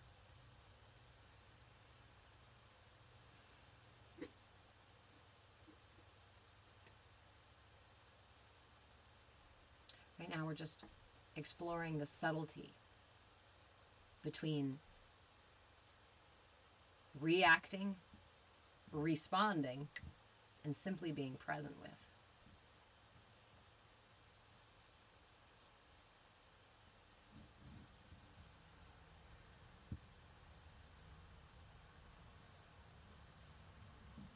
When we practice that curiosity and willingness, it's a lot easier to set down the stories and the judgment, or at least it's a lot easier to start to hear the stories and the judgment that you tell yourself about these things. But it's about cultivating that ability to be in that space. It's about cultivating the ability to recognize when the emotion is coming up at all. Recognize when the brain is like, hey, this is what we're going to do and this is what we're going to say. Recognizing when the body shifts, starts sweating, the belly starts to do funny things, right? Having an awareness of our system, the way our system functions, of the ebb and flow and processes within our system, gives us powerful fucking insights. But we live in a culture that says, nope, deny it. Push it away, hide it, ignore it, put it in a box, take a pill for it, or do something outside of yourself to fix it. Make it more or less. But you've got to do something about it, right? Because in this culture, you're a human doing, you're not a human being. So for you to simply be is absurd. This is capitalism here. You can't just be. Everything is quantified. Everything is qualified. Everything has a dollar and percentage amount on it, including you, including your attention, your energy, your time, your resources, your health, are all quantifiable within the culture that measures and harvests these things. I personally don't really like being a cog in the wheel of a system that is not meant to support my well-being, much less anyone else's. Because in the excess of the people that it does support, it is still imbalance and therefore does not support well-being. To support excess as well as to support lack is to support imbalance.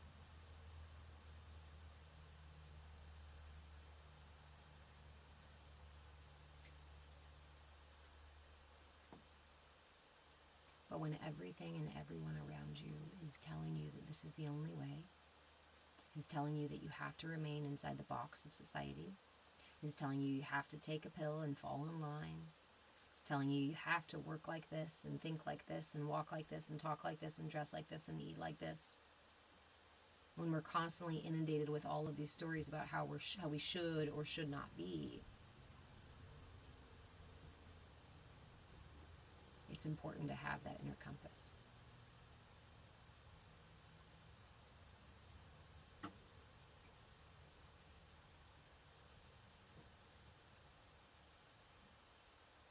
Cultivating that inner compass is something only you can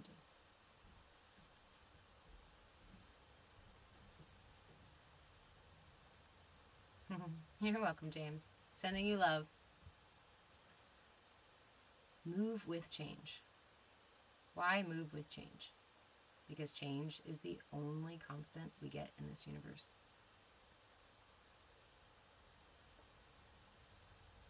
And when we are rigid and inflexible, change hits us like a freight train.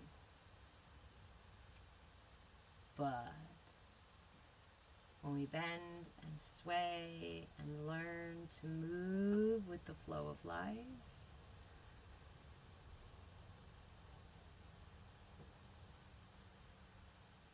then the river moves through us instead of hitting us head on.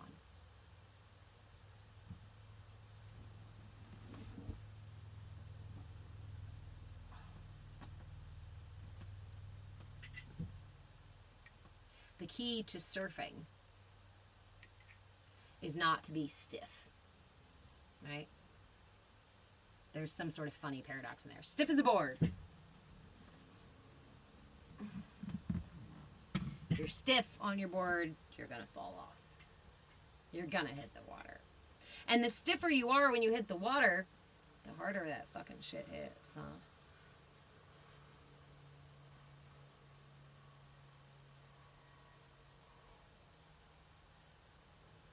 We cannot predict life. We cannot predict the ebbs and flows. We cannot predict the rises of tides. We cannot predict all of these things. We are ignorant by nature of existing. If you're a human, you're stuck in your own ignorance. And it's up to you to bring light to your system. It's up to you to walk into your inner temple and to cultivate that inner fire so you can bring light to your system. To spend time within your system so you can illuminate the pieces of your system that you were unaware of, that you were ignorant of. Honestly, the more ignorant we are of ourselves, the more ignorant we are of the world. Because everything is echoed. Everything inside is echoed outside. Everything outside only reflects what is in. Does the outside exist? Sure. I say it like that only because I really love Descartes and his explorations of reality, the nature of reality, and whether or not we exist.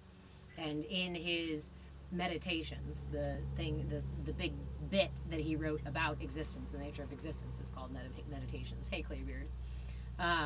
But he talks about the nature of existence, and he asks the question is, do I exist? And how do I even know I exist? Because to understand reality, I have to at least determine whether or not I exist, right? And I read these, unfortunately, as a teenager, so it really fucking broke the brain a little bit. But I got into these readings, his writings, and he essentially, like, went through all of these different, well, shit. I don't know if that candle exists next to me or not. I mean, I can perceive it, but what if my perception is being manipulated? What if my perception can't be trusted? And if my perception can be trusted, and there's nothing I can trust, and I can never find out if I exist or not. So he literally says in there, we have to just assume that we can trust our perception to move forward. And in my teen brain, I was like, oh no! Because even our sciences are founded on our perceptions and our perception of through tools, yes. Through these other means, yes. Yes, we can repeat these, yes. But it is still a limited perception and only operates within the perceptivity of the user itself. If I'm going to use the microscope to perceive something that my eyes can't even perceive, I'm not going to be able to perceive it. But we rely so heavily on our senses as the end-all be-all for all the information. Instead, and then, leading us to arrogance, leading us to more ignorance. But when we recognize how limited our perception is, and how much grander the universe is than we can even perceive of, this has always been the foundation that has given me faith. I grew up Catholic. I never liked the idea of having to believe in some sky daddy God who was out there and waiting to punish me if I did wrong, or I didn't say my Hail Marys. But faith. Hey, Josie, how are you? Faith that there, and it's not even faith because I know that there is more that I cannot perceive. It's not faith. It's I know there are things I cannot perceive. If I am stuck here, thank you, friend. If I'm stuck here in my limited perception, again, philosophical explorations, right? Why do I have subjective experience? Am I truly stuck in subjective experience, or can I perceive things outside of myself? When we explore philosophically subjective experience, we recognize that we can't answer why we have it. We can't even answer really what it's for. We can only speculate because we still can't see outside of it. So if we are so stuck in our subjective boxes, nature doesn't do shit by accident, right? It is an unfolding, an evolving, an unraveling, an expanding. We know there's a direction. We know there's a movement. We know there's a force. We know there's a power within it, right? And that force moves us, and we are privy to it and part of it.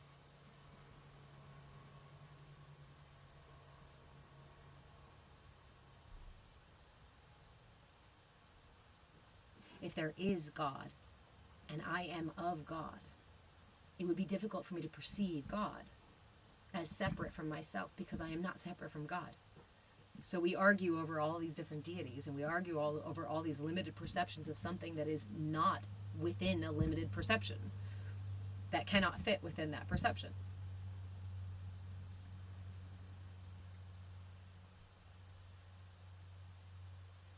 It tickles me.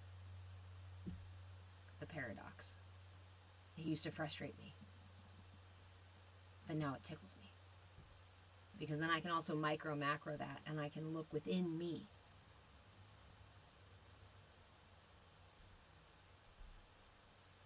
And I can see the same thing within me. My system cannot perceive the whole. Parts of my system cannot perceive the whole because of their very nature, because of the limitation of their nature. So why do I keep having the same triggers? Why do I keep reacting the same way I did when I was 5 or something like that, or 12 or whatever, these reactive habits that we have as adults? Because that part of my system cannot see the experience of the whole, and so it continues to operate within its ignorance.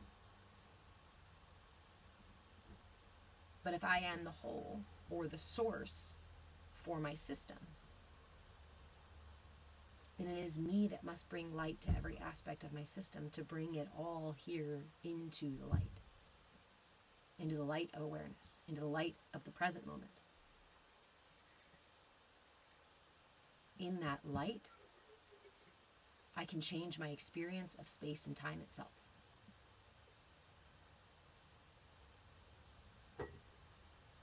Quantum mindfulness. Two Spheres. Kriya will help clear the karmic chain reactions. Yes, and great segue. Thank you, Two Spheres. So starting September 1st, September is my birthday month, and I am going to be starting a Kundalini Kriya for releasing karmic, essentially debris, right? The body holds karmic debris within it, particularly in the pelvic floor. The dense heaviness, energy of, hey, Zark, of karmic stuff that we pick up can exist within our system. And stuff like that that's heavy falls usually to our pelvic floor. So this particular Kriya, what I will do for the Kriya, we will start doing the Kriya September 1st. I will go live at the exact same time every single day for 40 days. Just do the Kriya. I probably won't hang out for very long. I will just do the Kriya.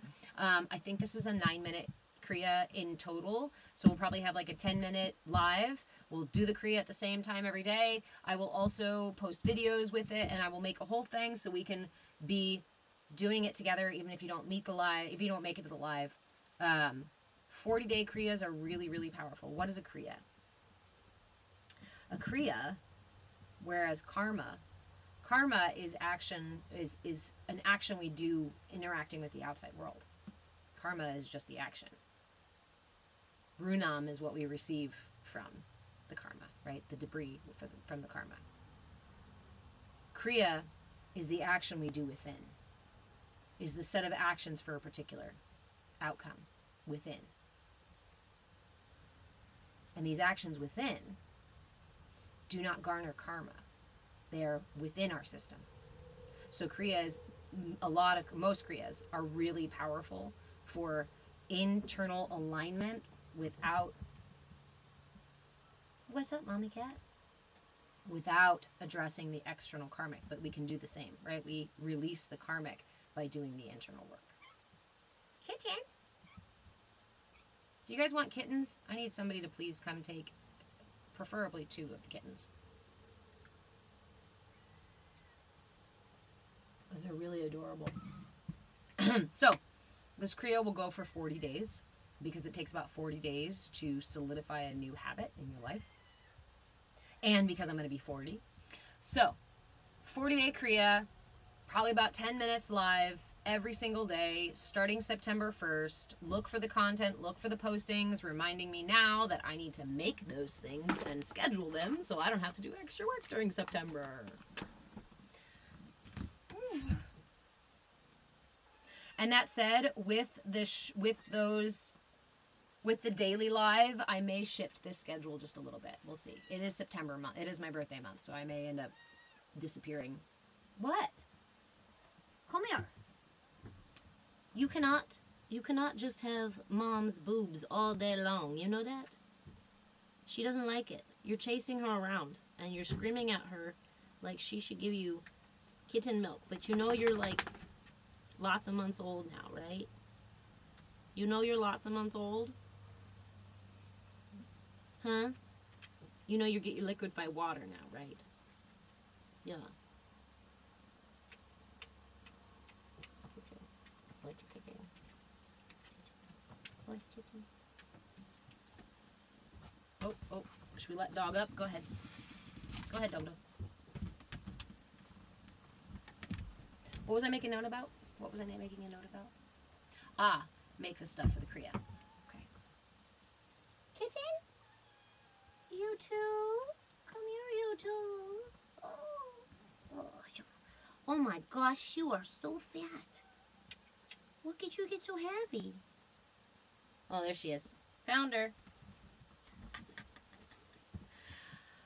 They are Maine Coon cats too. They're actually a mix. They have, that's Mama, the black cat is Mama, and then Dad is a Maine Coon kitty. He's only a year, so he's a full-size house cat looking now, but his paws are still huge. There they all go.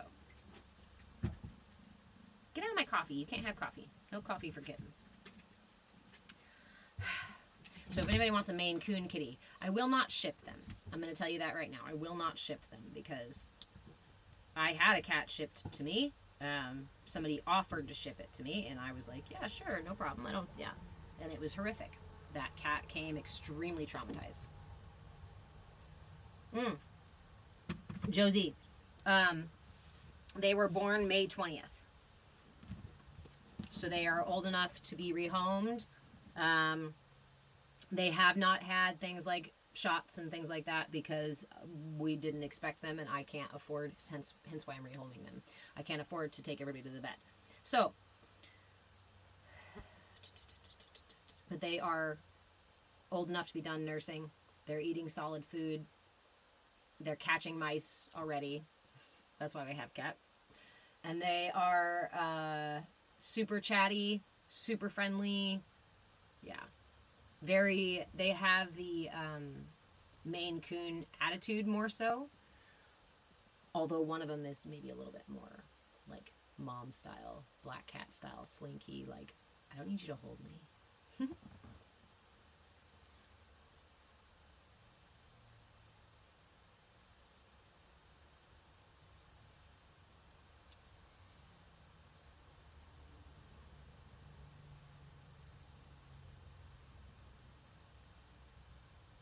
I do have another Kundalini Kriya I did last year, or was it the beginning of this year? I think maybe it was last year.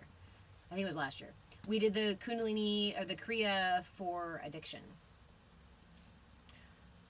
Awesome, Josie. Sounds good. Please definitely let me know. And the sooner the better, because we are definitely getting attached to them, and they're starting to get attached to us. So I want to make sure that they get rehomed and to a really good home. I'm not interested in just sending them off to whoever. So I've got to do that.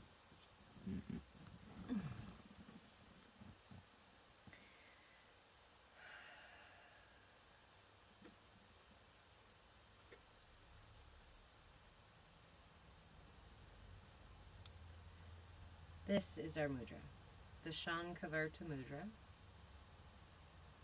held at the heart, improving our ability to commune with the heart space.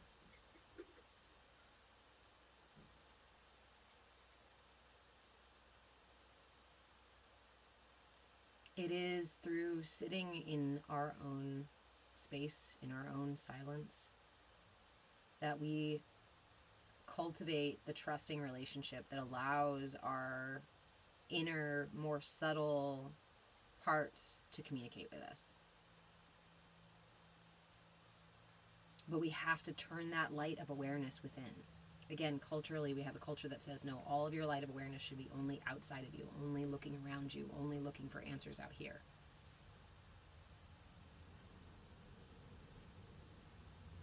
When the seed for all of our knowing, all of our understanding, all of our experience comes from within.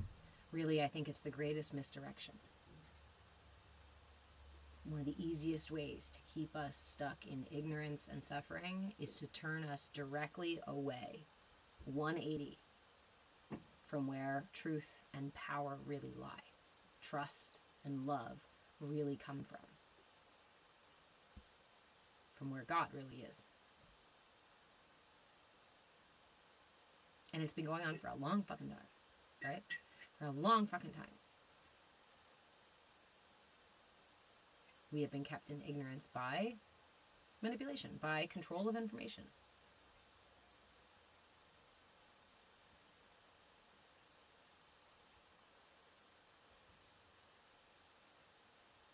But this is the entire ocean.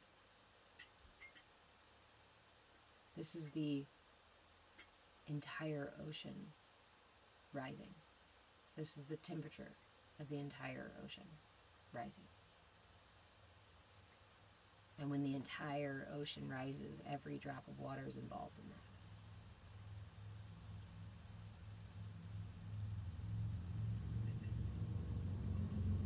So let's drop the divisive stories. Let's drop the energetic push and pull. Let's drop the desperately holding on to ignorance and arrogance. Let's cultivate curiosity and willingness so that we can afford ourselves the opportunity to receive, to understand, to experience. Because it's through my experience that I garner wisdom. Wisdom does not come from reading something, right? Wisdom doesn't come from just hearing somebody say something. I can just repeat the words of other people, sure. But that is not indicative of my level of understanding of it. Wisdom comes from turning knowledge into understanding, information into understanding, information into experience.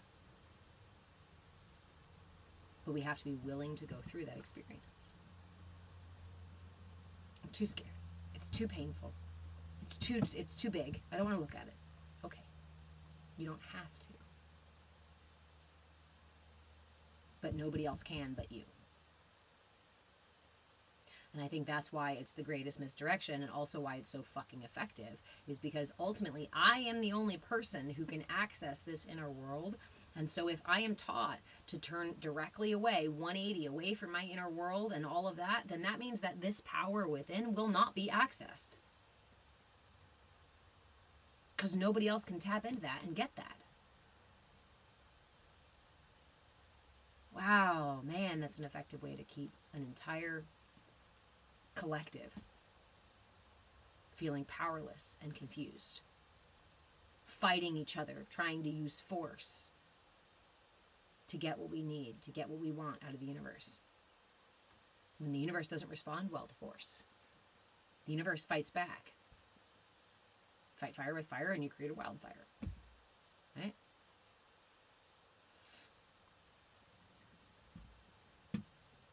What's the everything has an equal and opposite reaction? Energy never dies, it's just transferred.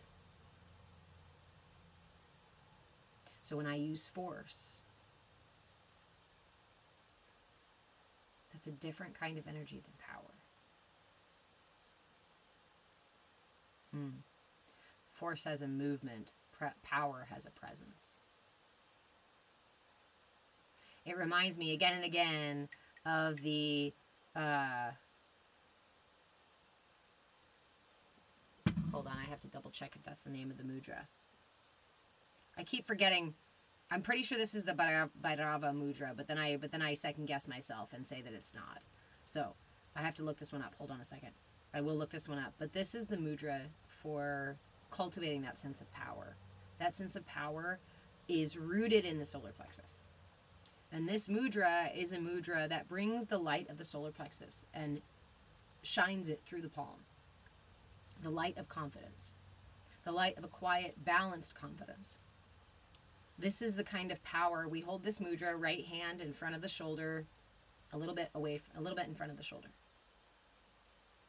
And when we hold this mudra with the intention that anything, any fear, anything negative, anything harmful, what have you, is immediately subdued by the power of this light, of this presence.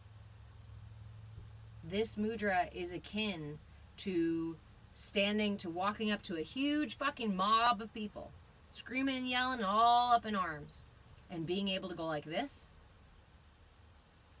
and for the entire place to fall silent, for not a single one of them to continue talking. But to have that much power that all you have to do is raise your hand to quiet a mob, that's power, not force. So next time you come across something that feels forceful, or something that feels like it's trying to force, right? Something that feels negative or dense or heavy, something you do not want in your space, I invite you to use this mudra. That's it. It's just your palm, just your flat palm directly in front of you, as if you're telling anything and everything to and you need no more force than that.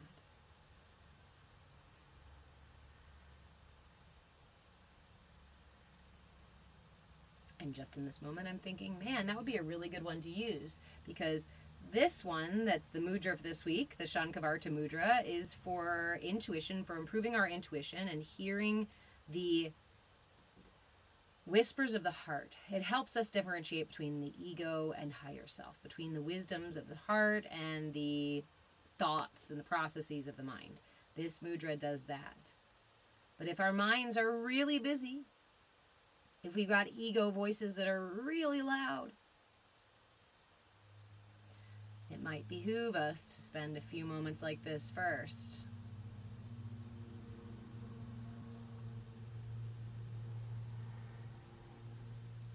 Quiet down the din.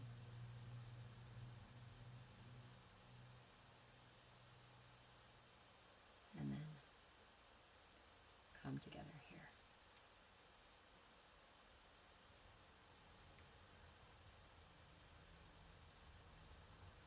Again, we did our meditation at 10:30 Pacific time this morning. If you would like to watch the replay, it is on YouTube at Move the Change. Remember that I do keep about a week or two of classes open and available for free. I do have a membership option if you want to get the full replay archive. And those are classes, it's almost a year worth of classes now. Almost. We're almost there.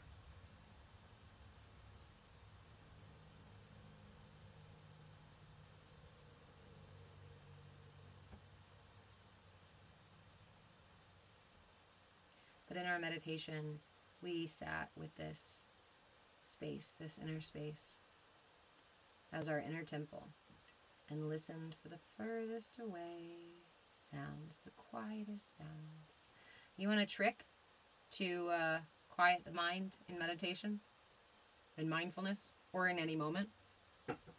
I like to ask my mind, what are we going to think next? What's next? What's next? I find that if I keep doing that, sometimes my mind does answer pretty quickly. But if I keep doing that, the brain starts to fall in line with the thought of what's next, instead of thinking of the next thing. For our meditation today, we used another one of my favorite tricks to get us in to our inner space. We listened for the furthest away sound possible, and then a little closer, and then a little closer, and then a little closer, until we were listening for the inner, for the sound of the heartbeat itself.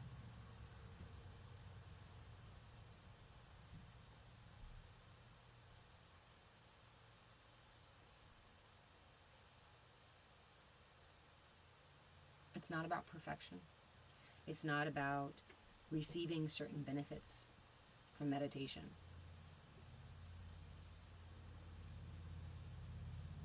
There are benefits that are received when we are willing to hold space for ourselves. One of the most important things we do is hold space for ourselves.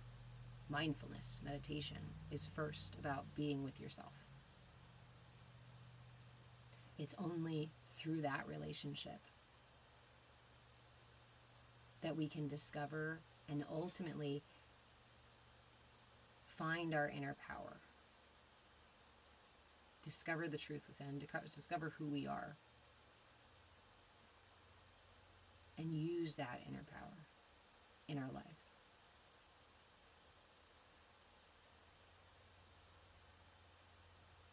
Don't be fooled.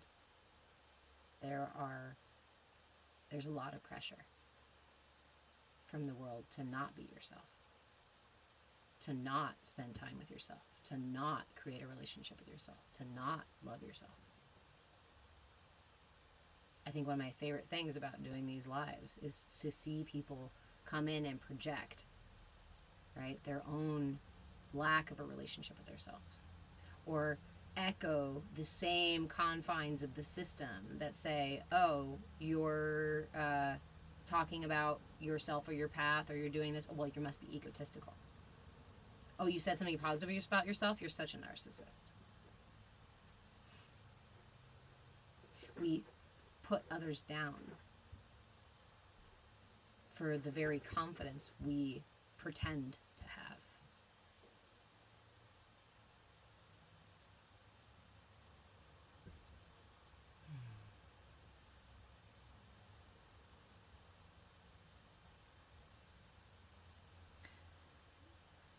So, if you'd like to find a space in this world where you aren't going to be immediately met with like gaslighting tactics and denial and force and whatnot, I encourage you to come join us in our Discord space.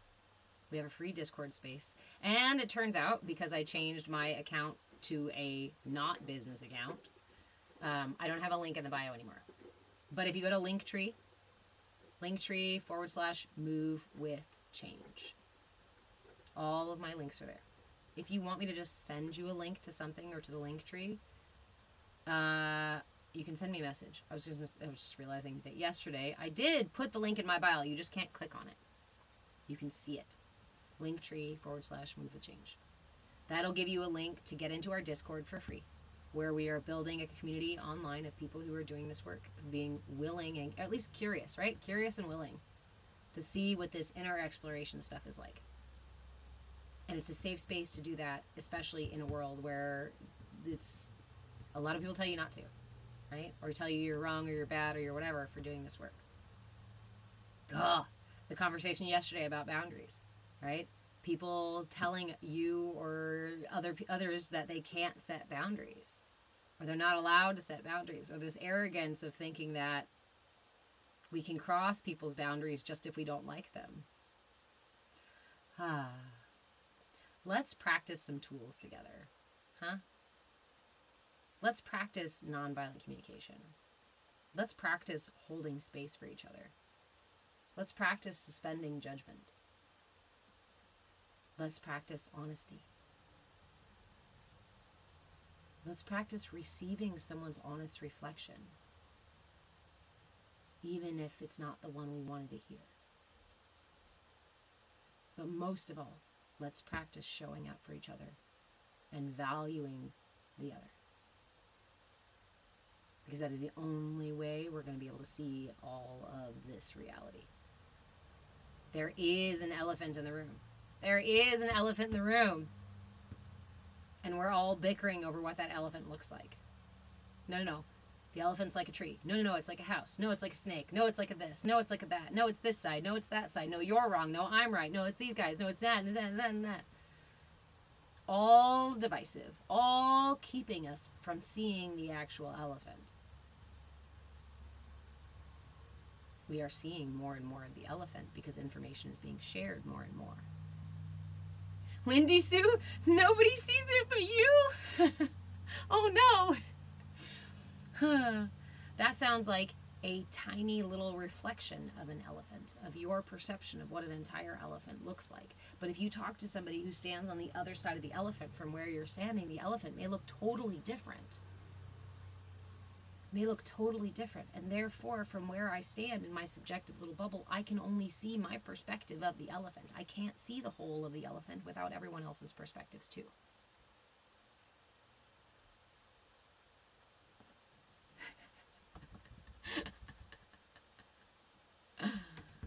The irony of the neighbors with no boundaries, right?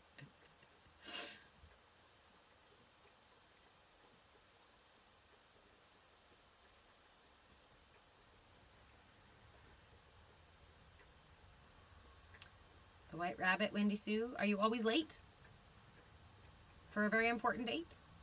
Do you not have time to say hello, goodbye, because you're late, and you're always running through life? Everyone knows that you are. Oh my. I like your grand sweeping statements. Everyone. Well, I guess I'm not everyone then, huh? Because I didn't know you were a rabbit. Rabbit medicine is very interesting medicine, isn't it? I love the story of rabbit medicine from, my family comes from the Appalachians, has been there for a very long time. And we have a lot of stories, right, passed down from family members. And one of them is about rabbit. And about how, now there are positive aspects to rabbit's ability to be quick thinking, to be quick moving, to be playful in the collective, to be able to skirt danger at, just drop of the hat kind of thing. Like even the fastest creatures can't catch a rabbit because a rabbit is so shifty. And that's a good thing. It's a benefit, right? And the rabbit takes care of things and not worries, but make sure things are handled. The rabbit has this kind of need for following through. But it can also lead to a kind of arrogance, right? Just like the rabbit and the tortoise. It can also lead to a kind of fear, just like the rabbit and the witch. There's a story about a witch and a rabbit. And ooh, they were besties. And they would always go on walks. Not every single day, but pretty often. They'd meet in the town center. And they'd go on a little walk, right? They meet in the village center and they'd go on a walk together. And there was one particular day on their walk where Rabbit, being silly and scrappy and whatnot, right? Being quick and moving, Rabbit accidentally twisted Rabbit's foot, jumping around and being silly. And Witch, being Rabbit's friend, used her magic to heal him. No, Rabbit didn't say thanks, but they're friends, and Witch doesn't think anything of it. Witch doesn't need the thank you, these are friends. This is a friend. And they continue their walk, and nothing else is said. The next day that they meet in the marketplace, they meet in town, They go on the walk again. Now this time, Rabbit says, "Gosh, I'm really thirsty." And Witch, of course, being a friend and knowing there's the stream is a good bit ahead and Rabbit's still got a sore foot, right? So Witch uses her magic, her wisdom, her insight to gather water in a gourd just by whispering to it. Hands it to Rabbit. Rabbit drinks. And again, doesn't really say thank you, but Witch is like, it's whatever. Now it's a little weird because it was like, but whatever. Rabbit's probably whatever. It's fine. And the next time they go for the walk, Rabbit's still a little sore, but walking better, hopping better. And Rabbit says somewhere along the path, in the middle of nothing around them, "Gosh, I'm so hungry." And so Witch, being the friend that she is, turns over a stone and whispers to it. And underneath grows, right? Puts it back down, and underneath grows, it turns into a carrot. She plucks this carrot and gives it to Rabbit. And Rabbit quickly eats it and then carries on the path. And this time she's like, well, that was weird.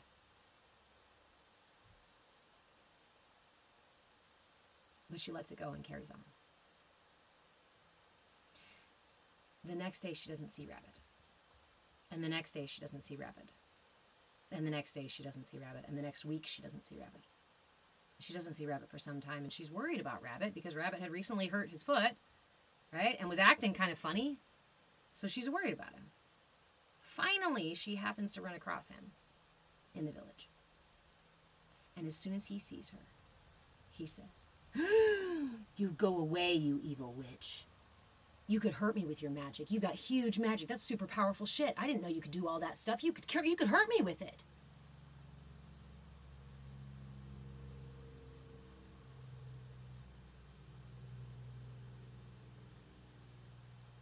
"I wouldn't hurt you with it. In fact, I used this very magic to help you. But seeing its power, you cultivated fear inside of yourself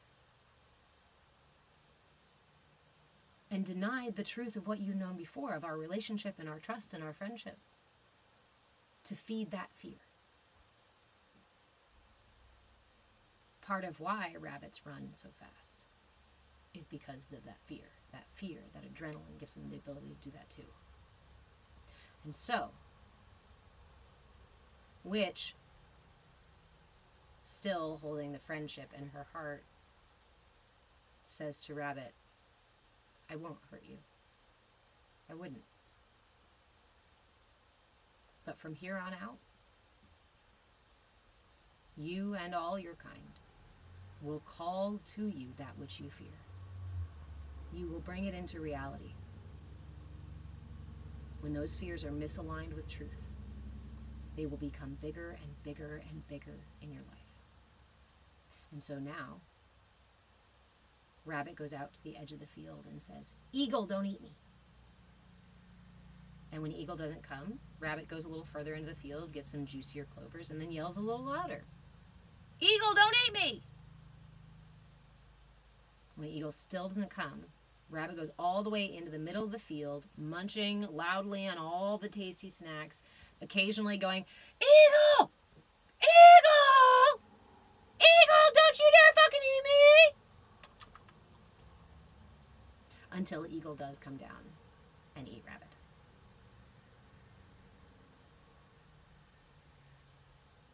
Rabbit hides fear under arrogance, under what seems like quick thinking and quick action. See how capable I am? But that kind of tension hides fear.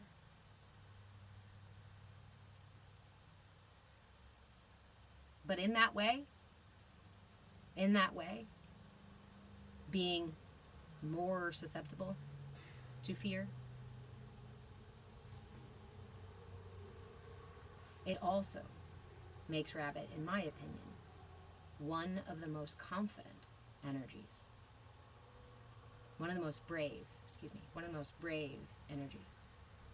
Because bravery is not being not afraid. Bravery is being afraid and doing it anyway.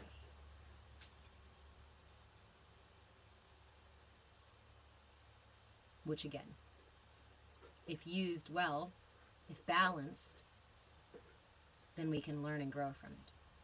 But if used inappropriately, bravery can turn into arrogance. So the message of the rabbit, right, is to remind us that bravery does not come from being not right. That bravery comes from being afraid and doing it anyway. But how easily we can pull ourselves out of balance and we can hurt other people and our lives by feeding into our fears. And that is through our own feeding those fears, our own calling those fears out louder and louder and louder, that they become manifest in our lives. Oh, sure, I'm just worrying about something. I'm just being wise and pro and conning it. You know how much time I personally spent worrying, thinking that I was doing the right thing? I was just being, I was giving it forethought, making sure that I didn't make the wrong choice. Yes, it's important to analyze a situation, but the more that we feed the fears within that situation, the more real they become.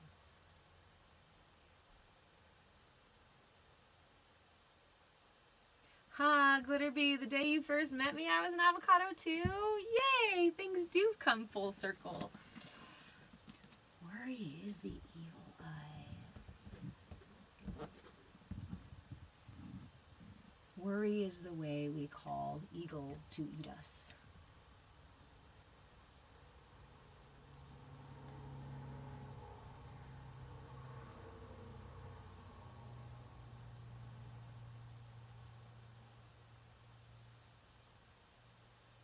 But it's important to look at the field before we go out, right? Look at the trees before we go out into the field and make sure there's no eagle in the trees. So how do we balance that? By being present in the moment. Oh, Glitterbee, that's hilarious. Worry is like trying to solve an algebra equation by chewing on bubblegum. Precisely. Like building a house with my thoughts alone. PBJ. Yeah, I'm okay. I have family, I have friends, I have community, I have God, I have me, I have a heart, I have my breath, I have an amazing dog, I have some beautiful cats, I have experience, I have a lifetime ahead of me and a lifetime lived.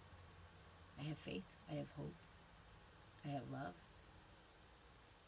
I have me.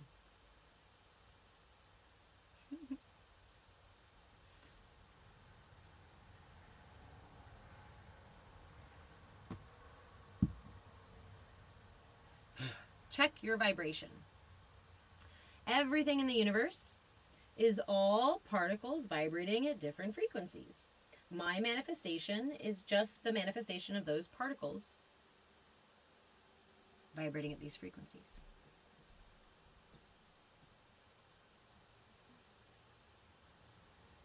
My system becomes settled into into energetic habits. And those energetic habits are going to bring me more toward habits of fear or anger or worry or discomfort.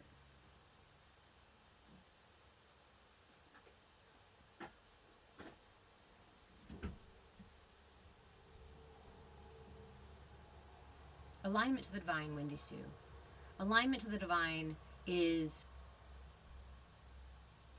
for me, that's my goal. Because I believe that when we align to the divine, we align ourselves in a way that we are able to experience the whole. I am part of the whole, so it's difficult for me to perceive the whole. The only way for me to perceive everything is to align myself with the vibration of all of it. But we exist in a matrixy space where we're all operating at these different vibrations. Essentially the same analogy as divinity being the light and humanity and experience, the matrix, being all the colors of the rainbow. all of those colors exist in the whole light. But I cannot perceive the whole light because I am somewhere over here in the spectrum. And I am limited by my perspective because I am stuck here in the fractaled version of the whole light. So for me to see the whole light, I have to do my best to perceive as many of these different fractals as possible.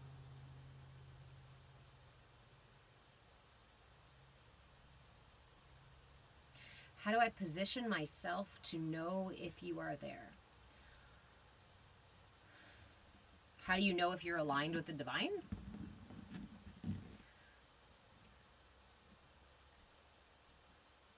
To be aligned with the divine is to know you're aligned with the divine. That's one of those Zen sort of things, is like, when you align with the divine, you know you're aligned with the divine. It is a different experience. And honestly, I do not believe it is an experience to that we are meant to have throughout our life in the Matrix. The Matrix is to get us to that place. This illusion of all the separate pieces, of all the colors of the rainbow being separated from the whole image, is so that we can get all, not image, of light, so we can get back to that. So we can experience all of these. But once we realign with the divine, then we are back to being within the whole. Of the whole. Perceptive of the whole. Conscious of the whole. Blended with the whole.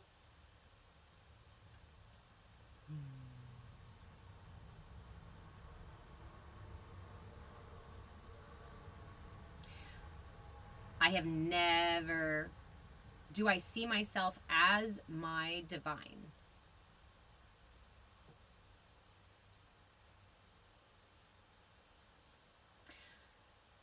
I am a particle. I am a cell in the body. I am the drop. I am a drop in the ocean. We all are. So I am paradoxically both the divine and a part of the divine. I am not by my nature alone the whole, but I, by my nature, am a part of the whole. So am I divine? Sure. Am I the divine solely? No. Neither are you or anybody else, but collectively we make the divine. We're talking about the divine. None of us individually are that. Not even Christ, right? Not Buddha. None of these individually are the divine. We are aspects of.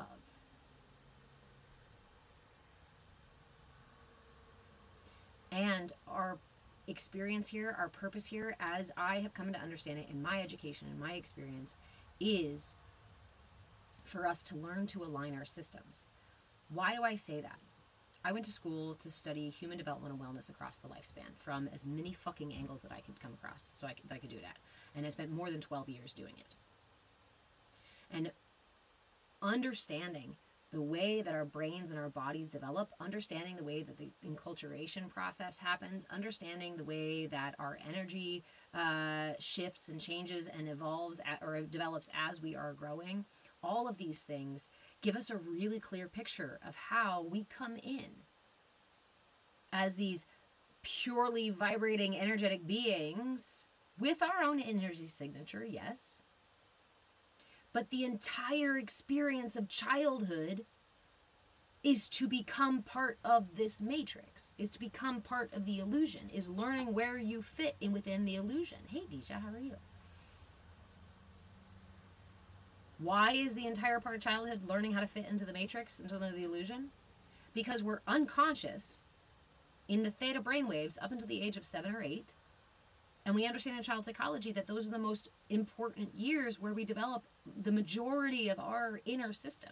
Our personality, our habits, like all of these things that we do later on in life, all the things we become later on in life are founded, are rooted in those first 7, 8 years when we are in the theta brainwaves. We're not even fully conscious. And during that time, child development, we call that the enculturation process. Because what I'm doing for my system to survive in the world, I have to fit in. That's the impetus of evolution, of basic, how do I become a human? I'm born and I have to make sure my needs are taken care of. Because if I'm too weird or I'm too quiet or I'm too annoying, right? I could potentially scare or put off my caregivers and they'll leave me behind. So if I'm going to fit in and I'm going to survive or thrive in this culture, I have to learn the best way to do that.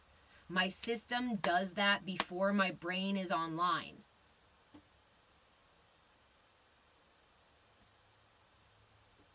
So the natural process we all go through is our systems figuring out how to exist in this world. This world itself is not the whole of the divine, is it? No. It's the illusion of different pieces of, the different parts of, the separation of. And therefore I go through into this life,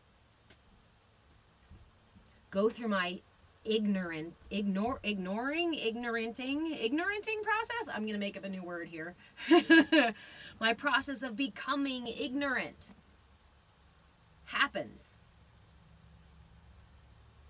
through those early development stages. And I continue developing up until my mid-20s. And only in my mid-20s does my capacity for higher reflection come online. That's my prefrontal cortex. You guys, I'm not in here just teaching about woo-woo energy work, right? I'm not just talking about dogma or philosophy. I'm the perspectives and the things that I'm telling you guys, teaching you guys about, sharing. Let's choose the words I want to use. Sharing here comes from an understanding of multiple perspectives. Like I said, if you're going to see the elephant, you have to look from different angles. So I spent more than 12 years looking from all of these angles at this elephant. Turns out, the information is there. Mullet Cookie, you just noticed that I'm a huge avocado. I love you. Welcome to the present moment. I feel like this would be a really good onesie for people who are pregnant, right? Because you got the pit in there. Anyway, the information is all there. The information is all there. But it's been compartmentalized and put in different corners of the world. And then we've been told, oh, if you read the information or you believe the information from another culture, well, that's cultural appropriation. You were born looking like this in this place, well, then the only knowledge that's available to you is the one that's there.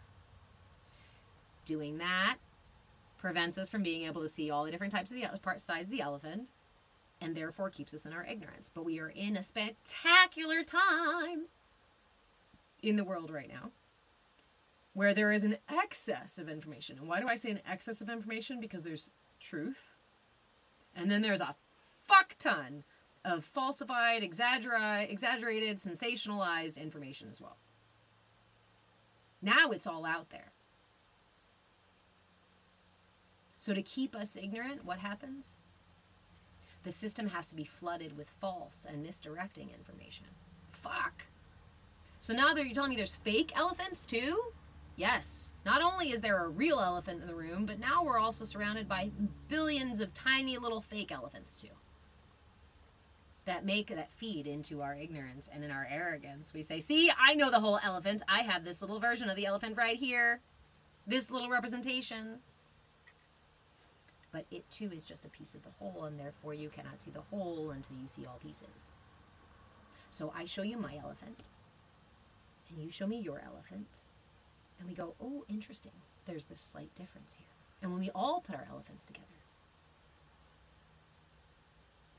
when we see all perspectives, when all the colors of the rainbow are aware that they are a part of the whole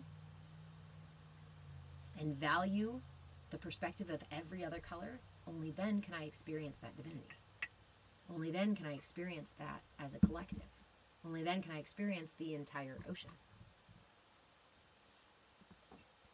Is I suspending my individuality. But the nature of this life is to become an individual first. Is to forget who I am. Is to learn not to love myself. To learn to dislike myself and to judge myself. It's to learn the differences between me and others. It's to wander away from home.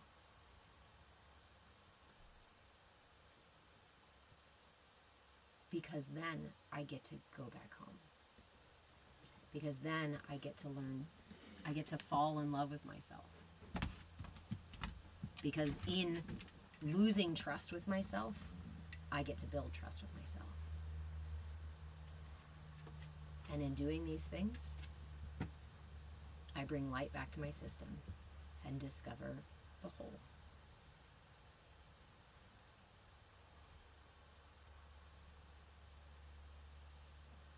It's got to start from within. It's got to start from within. Because I spent all of these years, as many of us do, searching outside of me, seeking outside of me. And the further I went outside of me, the more lost I felt. Do I love to travel still? Yeah, absolutely, right? But what I was doing before was traveling around looking for something, seeking something.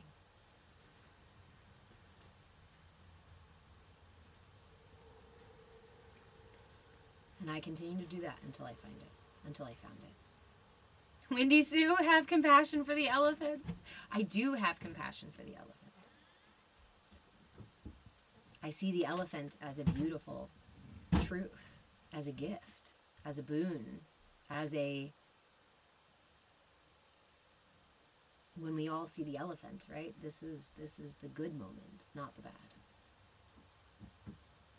This is the moment of enlightenment, of collective enlightenment, when we can all turn and see the elephant for what it is. And instead of bickering over the elephant, we can just love each other for standing at different perspectives. I love you for standing at the ass of the elephant, because I don't want to be there. Thank you. I know I didn't agree with your assessment of the elephant before because you told me the elephant smelled like shit and looked like shit and tasted like shit. You told me the elephant was fucking terrible. But if I'm sitting over here at the side of the elephant, I'll tell you the elephant is broad and huge and insurmountable. But it doesn't stink. It just, it's just a boundary, a wall, a house. Maybe there's something inside of it. No, I'm telling you, it reeks in here. We must not be looking at the same elephant.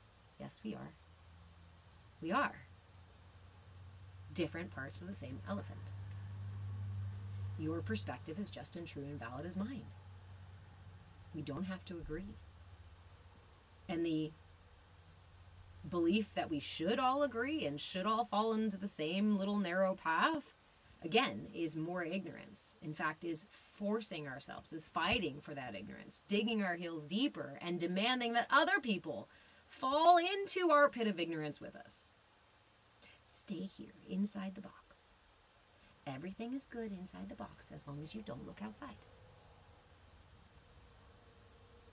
Everything will be perfect as long as you don't look outside the box. Follow our rules, do what we say, and you'll never have to go outside the box. Here's the thing. I don't like living in a box. I'm too big, too loud, too wiggly to stay inside of boxes. I do like dipping into boxes, and then I like hopping boxes, right?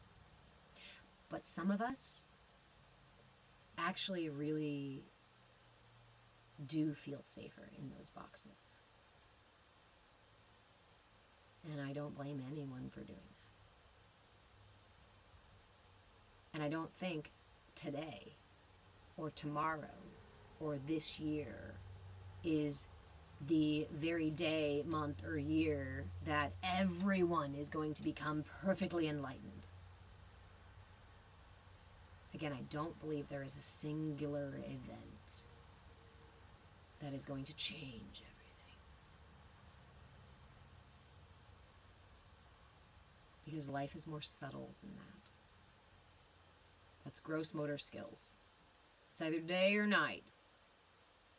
Well, actually, there's hours of dusk and dawn.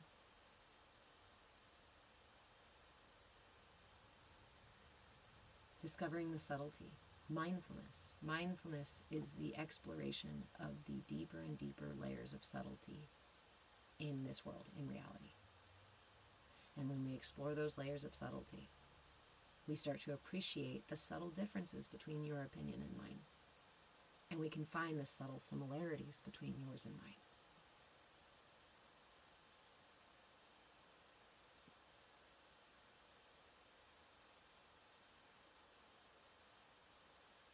It's simple, but it's not easy. In my judgment, in my arrogance, I maintain my ignorance. In my curiosity and willingness, I offer myself an opportunity. Feral Farm, you thought enlightenment was like a paradise? I suppose, it could be for some people. In fact, but from what I understand about the stories of enlightenment, right, is that it's not like the Christian heaven sort of paradise where everything is perfect at all times. Enlightenment is being able to be aware of all the things without being pushed and pulled and swayed by them, being present with all of them, within them as well as without them. It is transcending the nature of duality. In fact, I heard an interpretation of the word ignorance as simply belief in duality. So enlightenment, enlightening the system, is becoming more and more aware of increasing our awareness of unity, bringing us, leading ourselves out of the darkness of ignorance and into the light of awareness. And in that place of awareness of all the things, there is no judgment. Judgment is duality. There is no attachment. Does pain still rise and fall? Yeah. Does existence still breathe? Yes. The universe still has an ebb and a flow, right? That will never cease. And so enlightenment is not a perfect homeostasis, is not a static place. I should say that. It's not a static place. But maybe it is a kind of homeostasis, where I'm aware and in the present flow with everything inside and outside of me. And this is also why what turned me away from early explorations, right? When I was first exploring Christianity and Catholicism, they offered this idea of some reward still way out there, of this special, perfect place that you're going to go to when you pass. And it always felt divisive. You mean people who don't believe in that particular sky daddy aren't allowed to go to this perfect place? And basically what you're telling me, as in the way that Catholicism and Christianity and that kind of representation of that deity, of that source, the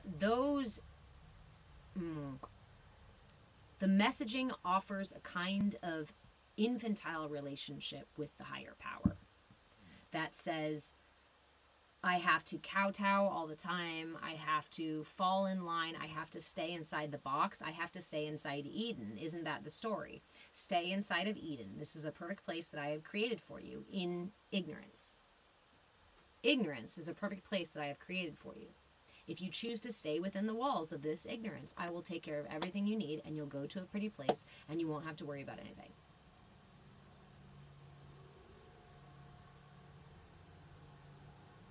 But you have to follow my rules. And you can't learn anything new. And you can't do anything that I don't approve of. Even Adam and Eve weren't willing to do that. I know, I'm simplifying the story. But essentially that's the idea. Culture has taken this and used it as a way to say, hey, stay inside the box. Stay in the box of culture that we want you to stay inside of. We want you to stay within your ignorance here. And if you stay within your ignorance, then we will take care of all your needs, right? But what happens if we stay inside that box? We are not static creatures. We are not intended to stay static.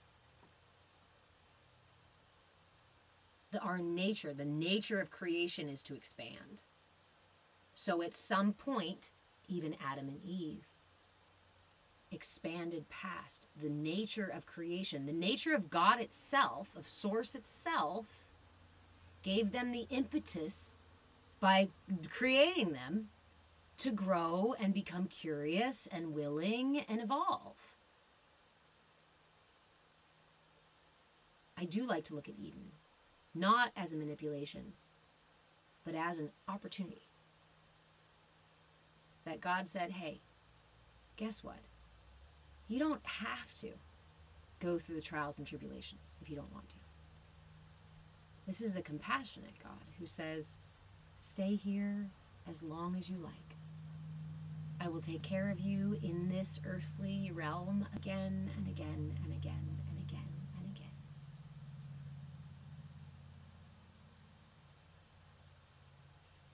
But the longer you do that, the longer you deny your very nature, which is to grow and expand. So to remain in that ignorance, eventually you're going to have to force yourself to do so. Because life beckons from those walls. The universe calls to you from the stars in the sky.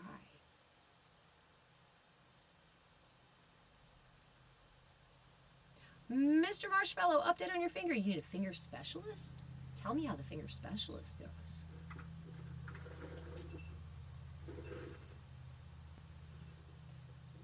Feral Farm, kind of worried about AI doing the same thing. This is why it's imperative for us to cultivate our sense of awareness, cultivate our inner authority and curiosity and willingness. Cultivate that courage to look over the walls of your box, to look over the walls of your Eden or your hell or whatever you're in and say there must be more than this.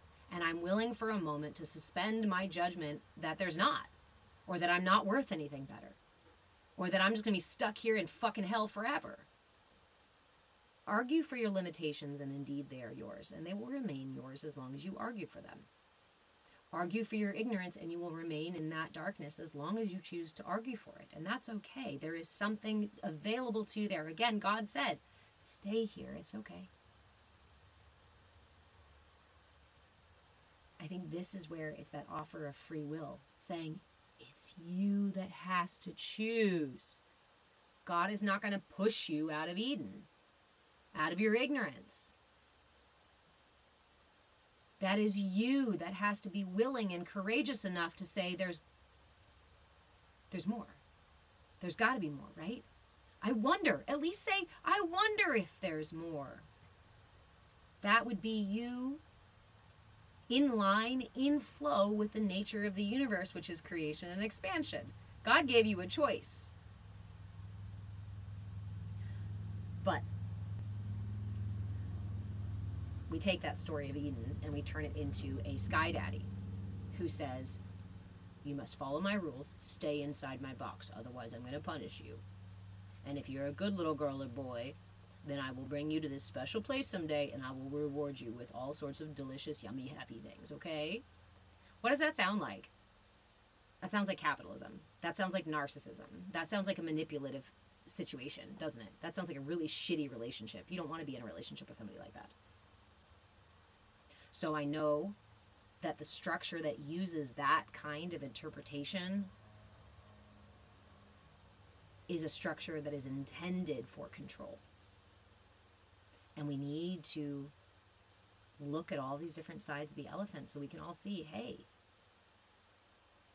we don't need to be pulled and pushed. We can enlighten ourselves, and there is nothing to fear in the enlightening process. It is how I return to Source. It is how I return to God. Or I discover God is always within me in the first place, right? And then there's no going anywhere to return to when you realize that you're already home. But to discover that, you have to feel like you're lost first. And so we get these first 20-some years where we pretty much lose ourselves. We lose our divinity unless it's cultivated for us when we're young, and our culture does not cultivate that for us. It tells us to deny it entirely in favor of these religious ideas that say you are never like God. You're broken, you're shitty. He even killed his own kid for you. You should feel guilty. Holy moly!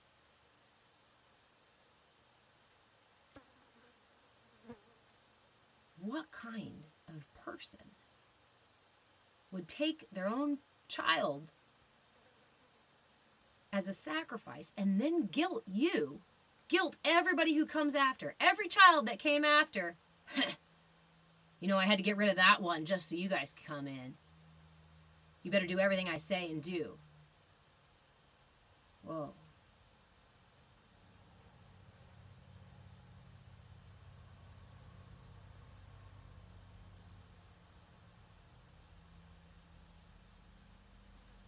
Someone, Wendy Sue, let me see if I can interpret that. You said someone told you you're ignorant to get out of an uncomfortable situation, or called you ignorant, and then later said you were charming? We shift our perspective as it works for us. Aiden says, praise the Lord, for he's the truth, the way. I found it interesting yesterday when I went through my town and found people standing on the street corner saying, repent, reconcile with Jesus. Jesus is the way, the only way. The arrogance that it takes to believe that there is only one right way for all of the people that have ever existed in the planet is its own ignorance.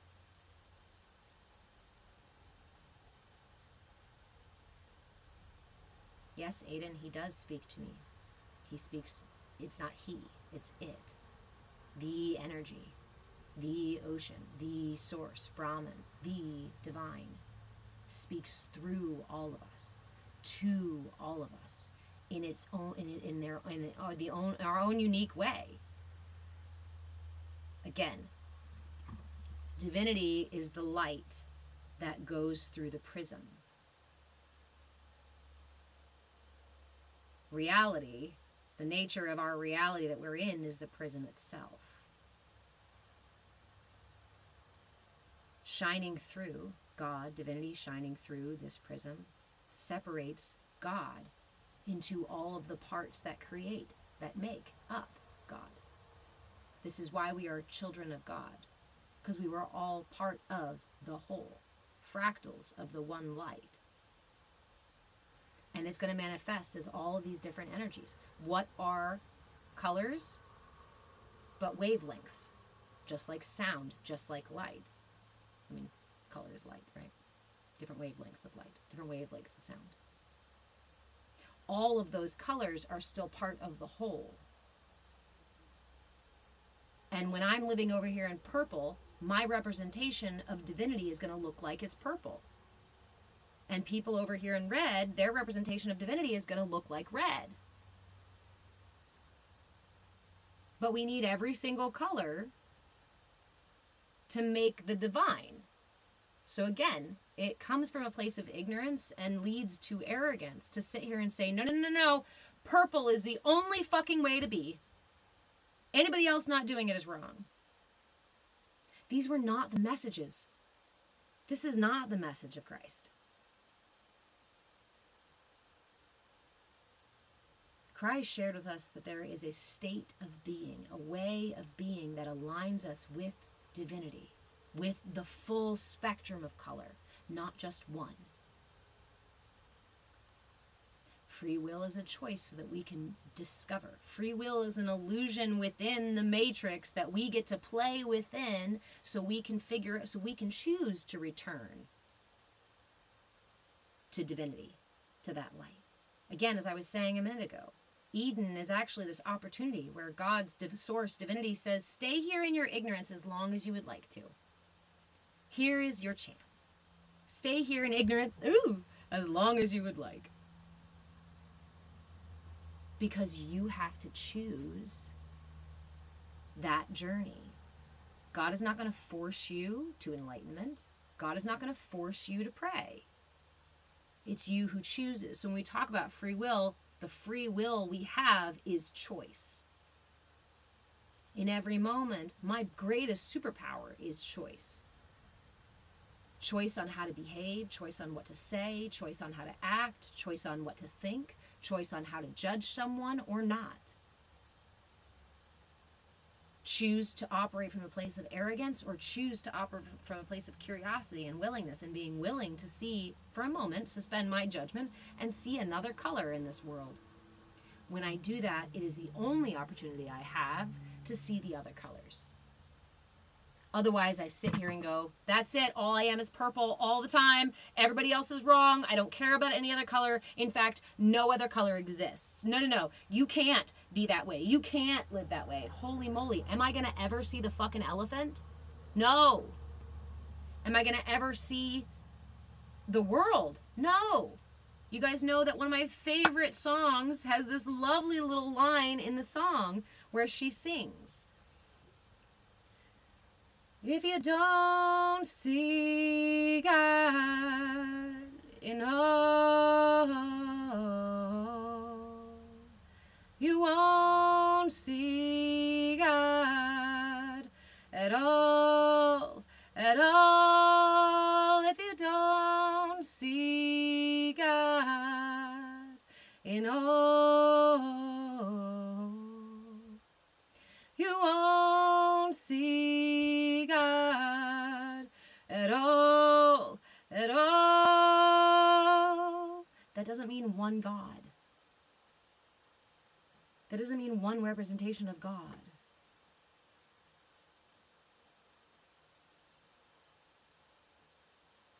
Yet we weaponize it.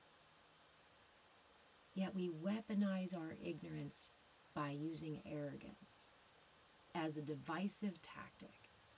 And by so doing, we remain in ignorance. We remain in Eden, fighting to stay in Eden, fighting the illumination that is happening all around us.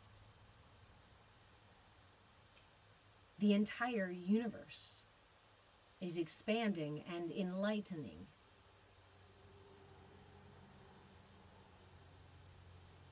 You have to fight to stay ignorant. You have to use force to stay ignorant.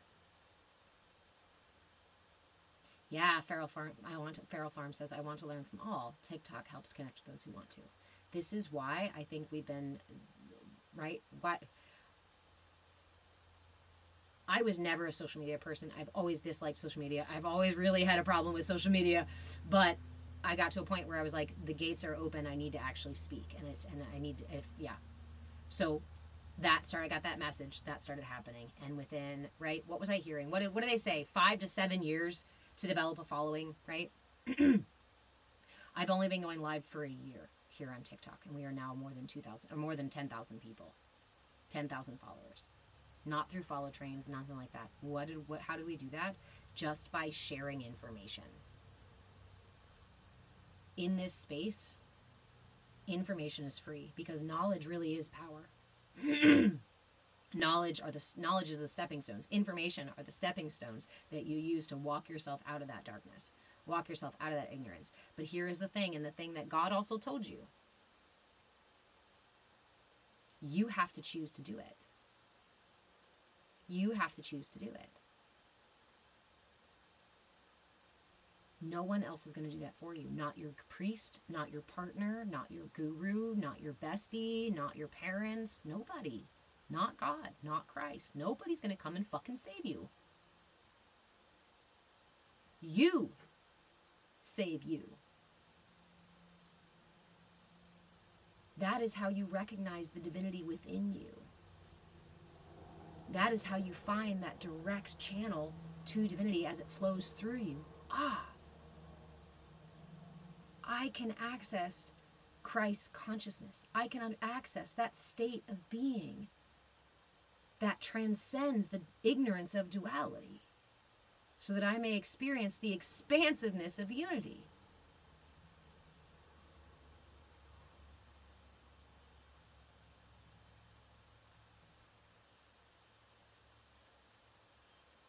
Good thing you have your own little white horse, Feral Farm. I'd love to come visit your farm, my friend. Nicole, you are the one you've been waiting for.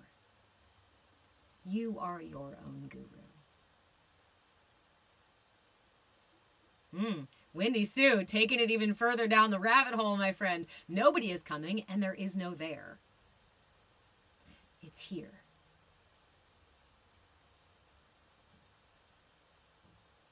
Remember, we talk about the experience of subjectivity. In my arrogance and in my ignorance, I believe that I can experience the outside world. But let me ask you, come on, reach out to me and put your hand in my hand. If we're holding hands, can you feel my hand? Or can you only feel the connection where your hand is feeling mine? I only feel your hand inside of my hand. I only see these colors outside of me, inside of the reflection, in the reflection inside my mind. I only hear the sounds around me, and remember, albeit very limitedly, because my system is limited by its ability to perceive. I can only hear the reverberation of sound inside of my ear. The nature of this experience is to be stuck, locked in your own Eden or hell, or whatever you want to make it. The boundaries of duality exist by the nature of your existence.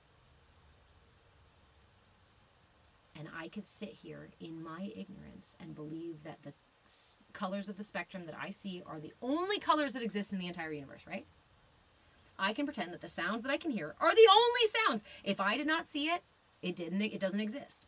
If I don't hear it, it doesn't exist. That tree that fell in the forest didn't make a sound because I didn't hear it. That's ignorance, right? Obviously. And we go a little bit outside of that. We go a little bit further. But just a little. Because we are still stuck in trying to push and pull in this dualistic nature. We are still operating in finite energies. You have to create your own heaven, not wait for it. There is no there to go. It's available here. Why is yesterday only a memory and tomorrow never actually exists? Because it's only now. All you have is now.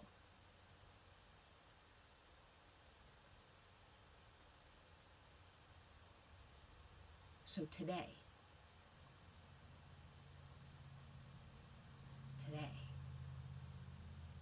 take just 5 minutes, only 5 minutes. You can do more if you want. You can do less.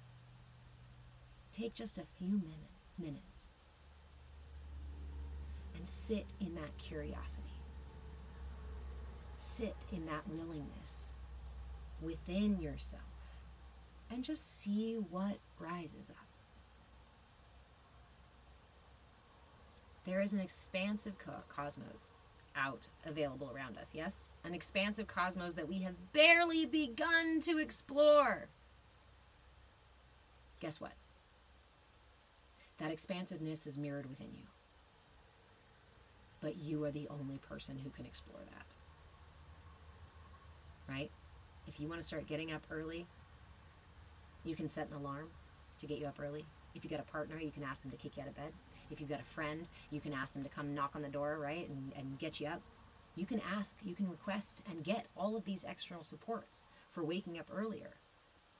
But if your alarm goes off, you can turn it off. If your partner kicks you out of bed, you can just roll underneath the bed and fucking stay there. If your friend comes and knocks on the door, you don't have to answer that shit. Who is the one who does the thing?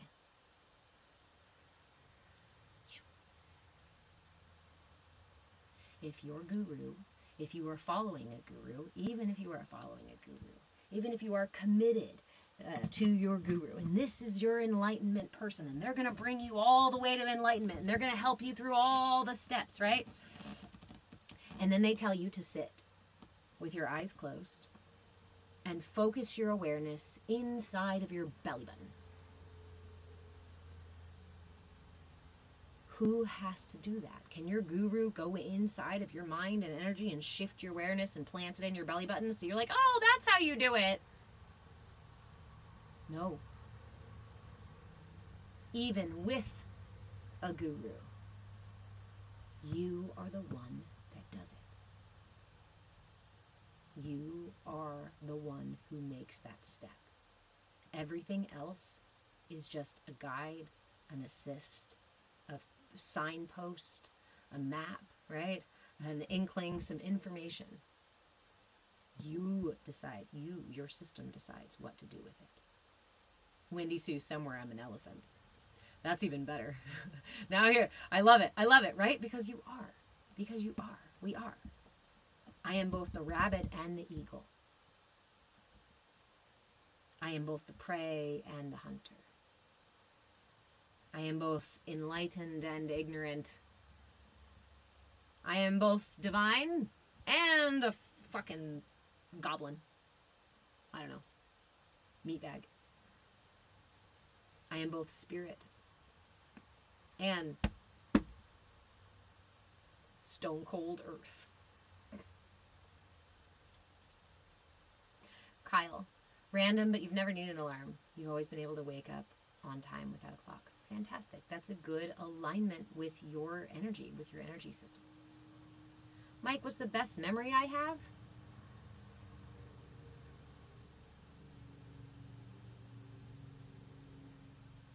Wow, thanks, Mike.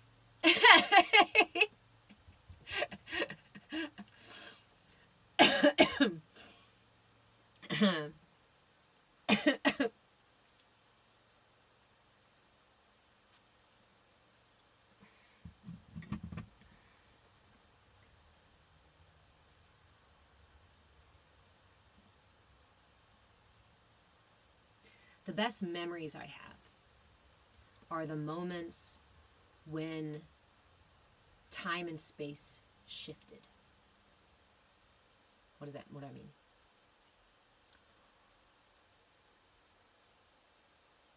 When I was 12 or so, I went to the Amazon rainforest with my family. And we were like 6 of us, right? 4 kids and 2 adults. And so we had our own guide to take us on this tour that was a, pre-prescribed tour that you just take of the Amazon. Well, because it was just our family, the guide says, hey, do you want to go off tour? I have friends who live in a village in the middle of the fucking jungle. Do you want to go hang out?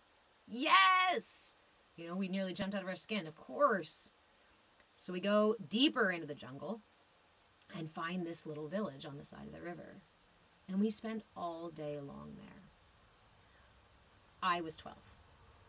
The kids were young. There were lots of kids there too, right? And no, there was really not a lot of English speaking. Our guide was interpreting, and that was pretty much it. My siblings and I went and ran off and played with the other kids. All day long, we were playing with these kids. Playing soccer, riding canoes, swimming, building mud structures, climbing trees. We were having a great time. And for all intents and purposes, really were enjoying ourselves, right? But at one point,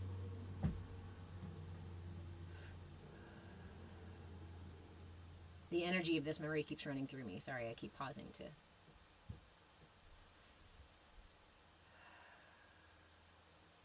At one point, while my brother was playing soccer with the other kids. Now, mind you, we had played soccer like on a team one time. And these kids had been playing soccer out in the woods, or out in the jungle with nothing else to do, but, So, there was a big old puddle in the middle of the field where we were all playing. And my brother, the ball ended up in the puddle. And my brother, like a fucking cartoon character, went running for the ball, arms and legs and everything, right? He was a very dramatic young man. I love him so much. He went running for this ball, swung his leg back, and fucking everything he had went to give that ball a kick. Missed the ball because his foot on the ground slipped. Straight up, just like whoop, poof, landed flat on his back in the middle of that puddle. Muddy water everywhere. It was a huge show. It was fucking hilarious. The entire village lost it. Everyone starts laughing hysterically. I'm standing next to a girl that I had been hanging out with pretty much all day long. She seemed about my age. We never spoke any words that we could understand to each other, but we were able to play together. In that moment, I turned and I looked at her, laughing at the exact same thing that I was laughing at. And I felt this profound connection, this profound understanding, this unity that transcended the different skin colors and transcended the space between us and transcended the different languages. That is by far one of my favorite memories, because those are the moments where I felt aligned with divinity. I felt the entire village laughing. I felt the undulation of the energy from this entire space, everyone sharing in this moment of joy, except for my brother. My brother was so not happy. He was so mad. He got up and stormed off and stuff. But the entire space became one. The entire village became one energy.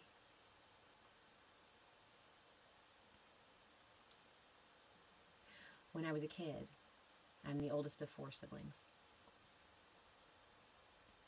And my sister was in fight, flight, or freeze, okay? Fight, flight, freeze, or fawn. My sister was the freezer. Just, if something crazy happened, if something scary happened, if you scared her, whatever, she would fucking freeze. She'd turn into a statue. There was this occasion where we were at a pet store and she was holding my littlest sister's hand. And my littlest sister decided to stick her finger in a rat cage to try to pet the rats. The rat bit her finger. I was across the pet store and my sister was holding her hand. When I heard her scream, and again, this is something that you've probably experienced if you had a moment of adrenaline or emergency situation, right? And suddenly everything shifted. I moved faster. The colors became brighter in the room. I'm pretty sure I jumped over aisles. I don't think I did. But my perception of the way that I had to move around the store to get there, to pull her finger out of the cage, while my sister was still on the first breath, my littlest, right, was still on the first, by the time I got there and yanked it out. The pet store guy was just an aisle over that way and hadn't made it over yet. Obviously, the fact that my sister got bit by a rat was not very cool. But as soon as I stopped, got there, and got her hand out, I felt my system go, oh. And start shivering just a little bit. I was like, what the fuck? And the memory of how I got there was just such a quick, what the fuck? What just happened? There were several instances in my life when I was younger where I was put in a similar situation. I pulled my brother out of the deep end of the pool when he was drowning. Saved my sister from falling off the fucking boat when we were driving the boat in the lake, in the water, bay, Florida. My favorite memories are the moments when I can experience firsthand the quantum shifts, the flexibility of time and space. Time and space are relative. Time and space are relative to the observer. Time and space are relative to light. Because what is your observation? It's a light. The light of awareness. And so through my inner experience, I can shift my very experience of this matrix, of the duality of time and space. That's magic.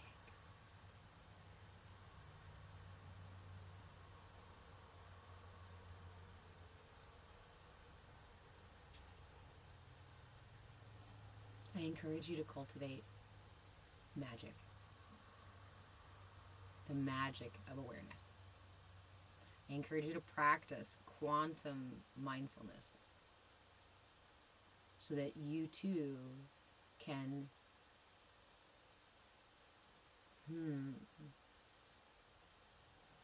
I was going to say like flow with the universe and fall in line with the universe, but really it's more about you want to exercise that free will. Cultivate your ability to bend space and time. And then come back and talk to me about free will. Because if you're operating without being able to bend that space and time, then how much freedom does your will really have? If I'm operating within ignorance, within the confines of a narrow ignorance, how much freedom are you really exercising?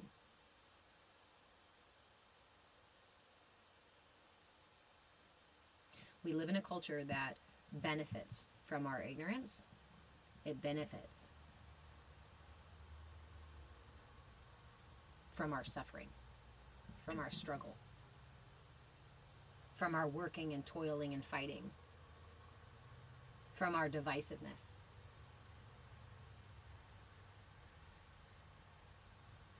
Because together, we can change the nature of reality. But the choice is up to you. The choice is up to you, and to you, and to you, and to you, and you don't have to. Nobody has to. And don't listen to anybody who tells you you have to do anything. Because they're living in ignorance. They're operating in ignorance. Somebody who tells you that you have to do something is operating in their ignorance, not recognizing that they don't have any control over you and that they're not the one deciding what you have to and don't have to do. That's your responsibility. You can give away that power and let other people tell you what to do and not to do. But then again, how much of that free will are you really exercising?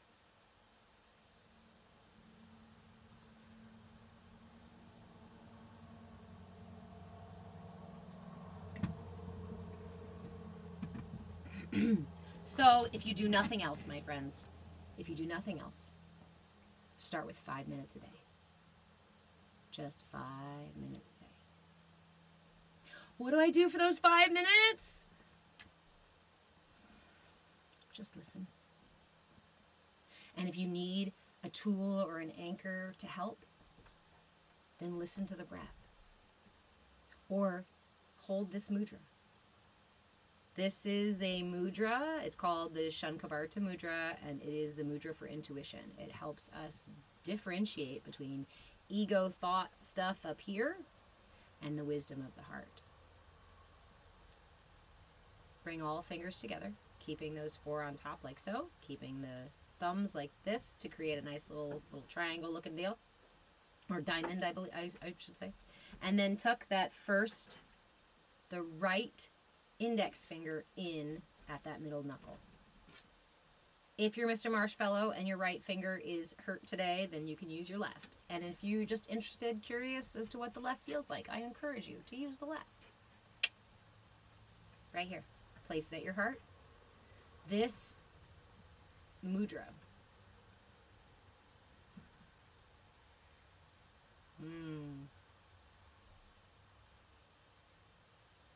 helps us hear more clearly the wisdom of the heart. Remember, again, the wisest, highest parts of ourselves, God itself, does not need force, does not use force, because these energies have a power, an innate power. So your captain, your higher self, your inner wisdom is not going to scream at you to get your fucking attention. It's going to wait quietly for you to come meet it. It's going to wait patiently for you to be curious enough and willing enough to go within. Your body will scream. Your system will scream when things are stuck and tension is there. That tension is created by denying the flow of life and staying in a stuck spot. So try this 5 minutes a day. Sit with this for 5 minutes. Right here at your heart. And just listen. Just be willing to perceive whatever comes up within. And if anything does come up, be willing to be curious about it, to hold space for it. Remember, we don't have to attach strings to every thought and emotion and feeling that we have. When we do that, we end up attaching them to us, and we end up dragging them around and compartmentalizing them in our body. Stop with the stories. Stories are fun, stories are cool, but stories are usually just a limited representation of a much more expanded reality. And when I attach a story, I create an attachment. And that attachment creates tension in my system, because my system is a finite system that has an ebb and a flow to everything in it.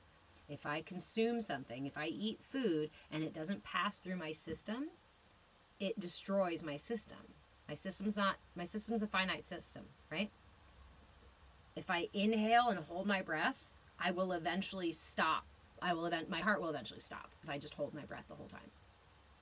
Our system has an ebb and a flow, awake and asleep, a hungry and not, an inhale and an exhale, right? Everything, including our emotions, including our thoughts. One of the most powerful things that you can do for yourself is to start practicing the exhale of your thoughts, of your emotions, not the weaponization, not blowing in people's faces. That'd be weaponizing your exhale, right? But learning to just exhale and just let it go without a story, without a reason, without a judgment. Feral Farm, that is another mudra. It is a variation of another mudra when you go like this. So for this week, I encourage you to just use this one. Just use the right finger or the left finger. Traditionally, it is done with the right finger, so if you can do the right, do the right. If you're interested in exploring or you can't do the right, do the left. But it is Saturday, which means we're going to do a new mudra next week. So if you want to start exploring with other mudras, you're more than welcome to. Yeah. Always explore, but that's another variation of another mudra.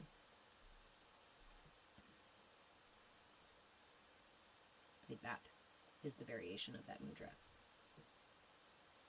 Both down.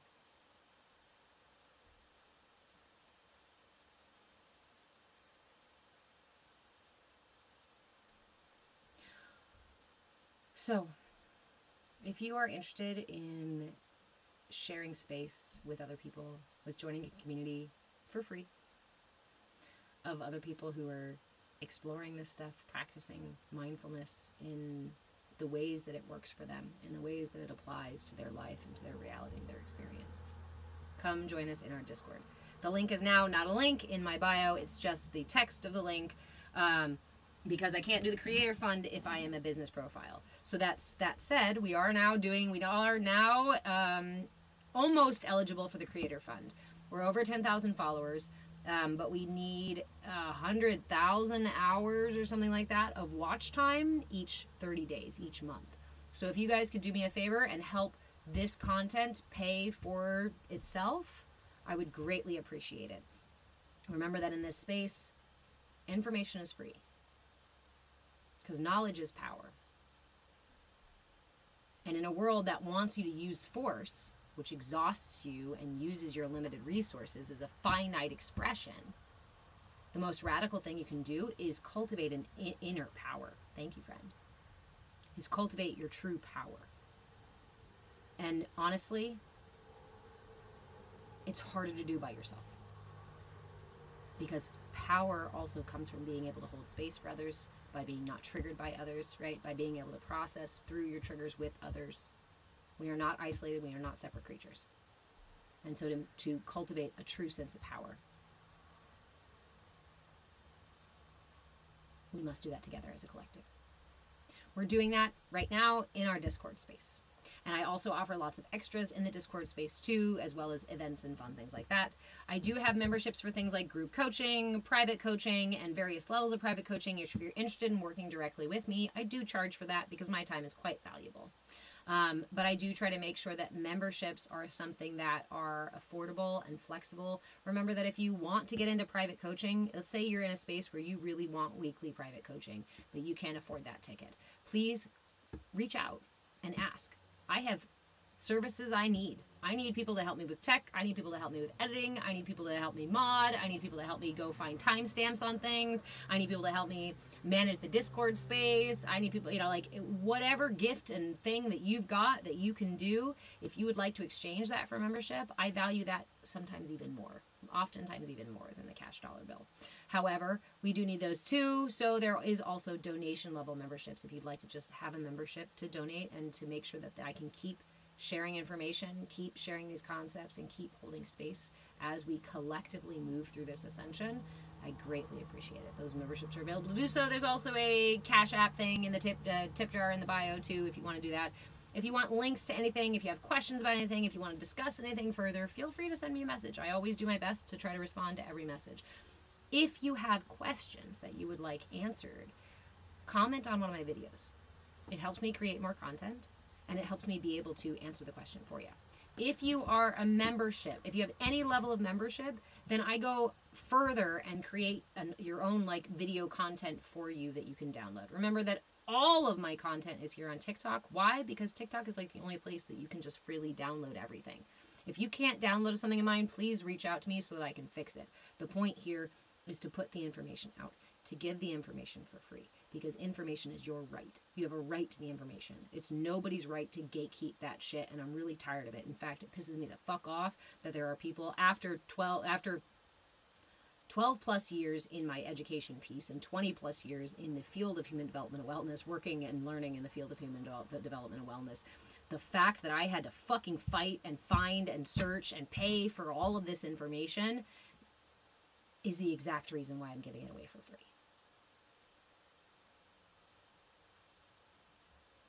These are the tools that give you the ability to enlighten your system. If you want to learn these tools, if you want to explore these tools, hang out in this space. I am live Monday, Wednesday, Friday, and Saturday at 10 a.m. Pacific time, sometimes a little before, oftentimes a lot after. Come into the Discord, explore with the community. If you want a membership, reach out to me. September 1st, watch for a new event to start. I'm going to start doing a Kundalini Kriya September 1st. It's a Kriya for karma. It's a karma Kriya. It's the Kriya to release karmic baggage, the kind of stuff that sits in the body, in the system. It's not exactly the same as the karmic, it's part of the karmic samsara, karmic cycle. And this stuff gets stuck in our systems. So I'm going to do a 40-day Kriya. The way the 40-day Kriya works is I will have content that I will post every single day as reminders and a video that you can use as a timer for the Kriya. However, it is a 40-day Kriya. Why is it a 40-day Kriya? Because it takes 40 days for us to really solidify a new habit. These Kriyas are about creating new energetic habits. So I invite you to please come and join me for the full 40 days. Now, I know that there's, if you can't do the 40 days, don't shame and blame yourself. But I would encourage you to try again. If you miss a day in your 40 days, it's important to start over.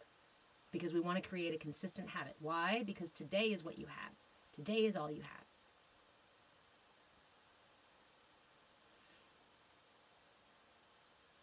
Feral Farm, I'm grateful it hits home. Thank you. There is a lot of gatekeeping with money, but again, I try not to judge the people who are doing that because I understand where it's coming from. I was also in that place not too long ago where I was trying to charge a lot more for my services, where I was trying to nickel and dime charge for this and that, where I was trying to engage in the manipulation of marketing, because marketing as it is used today is a manipulation tactic. It's based on psychology, it's based on your physiology and your energy body, and it is intended to circumvent your higher thinking and touch it base into the lower regions of the brain. Like, it is designed to manipulate you, period. But the issue for me was really just trying to align with my truth, right? In discovering and aligning with my authenticity. The truth is that if we were sitting in the park, I would be sharing this shit for free. If we were sitting at lunch, or if we ran across each other in the grocery store, I would tell you right then and there the thing that you needed to know or wanted to know. Everybody needs money. It is a currency that we interact with in this world.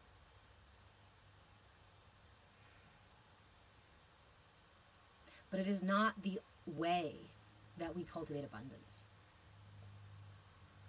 Is it something that can be abundant in our lives? Yes. It is its own energy, has its own ebb and flow. When we cultivate the energy of abundance, then we have what we need. Does that always mean a massive bank account? No, in some ways that's an excess. If I have such a massive amount of dollar wealth, which is a finite resource, I am hoarding a finite resource. And that's a major problem of what's happening in the world today. And why would I hoard a finite resource? Because I do not have an infinite resource flowing through my system. That infinite resource is divinity, is prana, is the thing that flows through everything else in the universe. So what do we do in this space? We use mindfulness to bring ourselves into that space. Welcome, Lilac Jax. Thank you, friend. And when we cultivate abundance, we have what we need without needing excess. Excess is a space of fear. Excess is a space of need. Excess is a space of pulling, trying to pull finite energy out of the world. And it's going to be, this creates suffering. It creates tension. In my need, I have tension. Just like in my seeking, I have tension. Because in my need and in my seeking, I say that thing is somewhere outside of me and I have to go do something to get it. But I am a human being, not a human doing. And my culture wants me to be a human doing. Because it benefits the culture. Being a human being benefits me. And when it benefits me, that kind of benefit actually echoes out to vicariously benefit the whole. Because when I cultivate abundance and my reality becomes abundant, that also becomes abundant for the people around me. Light spreads. That energy, the nature of creation, that Fibonacci sequence, is to expand and lift. The nature of reality is this expand and lift thing we're all doing, not the contract and fall. It is actually easier to enlighten ourselves, to become enlightened, than it is to remain ignorant. Feral Farm, yeah, I'll never be wealthy because I share. It was many years ago, right? I heard somebody say that thing about, if you really want to find supportive, community-minded people who are generous with their resources, look at people who are not excessively wealthy. People who recognize the value in sharing with each other. And in that way, we become actually more abundant, because instead of having only my resources to access, I can access the resources of my community. And that's far more abundant than I could ever hoard on my own. And it benefits the collective, which also benefits me too, when my neighbors are taken care of and my neighbors are well fed and my neighbors are in a safe home. You know what I mean? And the arrogance that comes from the ignorance that only my needs are the only important thing and fuck everybody else. You have to fight. You have to force yourself to stay in that level of ignorance. You have to force yourself to stay in that energy.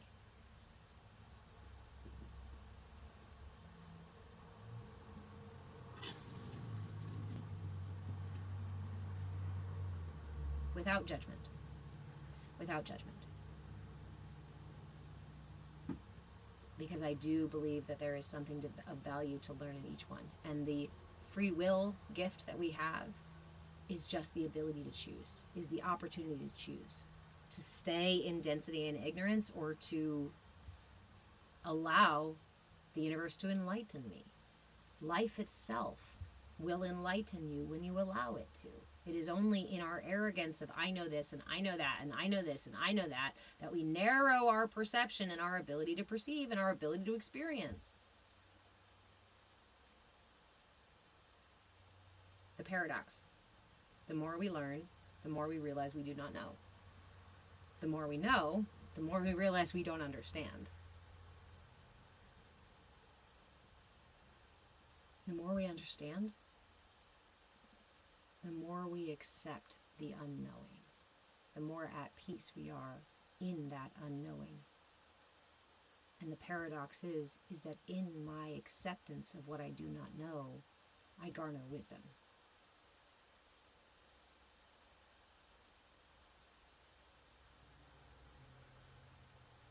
All right, my friends. Again, come and join us in the Discord if you want to explore this stuff more and engage in a lot more shenanigans. Tonight is group coaching. If you are a member of group coaching, it starts at 4 o'clock this evening. So if you would like to join group coaching, you do have a couple of hours to do so. I will keep an eye on Patreon and on the messages. If you do join, you've got to get into the Discord for group coaching. So regardless of what membership you join, please come and join the Discord. In fact, if you don't join any membership, go join the Discord, because the Discord is where we hang out outside of social media. I like to think of this lives as being in a park, right? And we have all sorts of people who come and go and pass by us. And some people are going to yell obscenities. Some people are going to sit and argue. Some people are going to want to fight. That's the nature of a public space, right? When we take it into the Discord, I call it our CAYA courtyard. Because in that courtyard space, we're a little bit more intentional. And we have a little bit more of a, not a closed space, but a container. And we can cultivate that kind of container.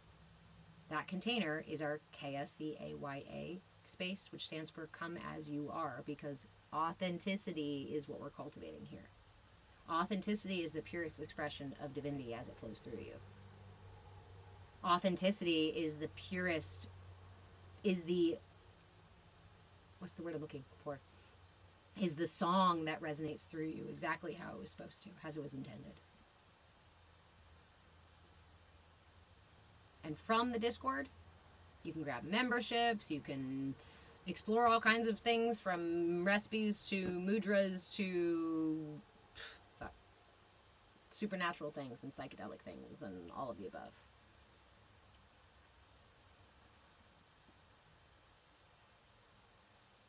Beans, I love you. You could totally get some lime pillows and whatever else is guacamole and then be guacamole.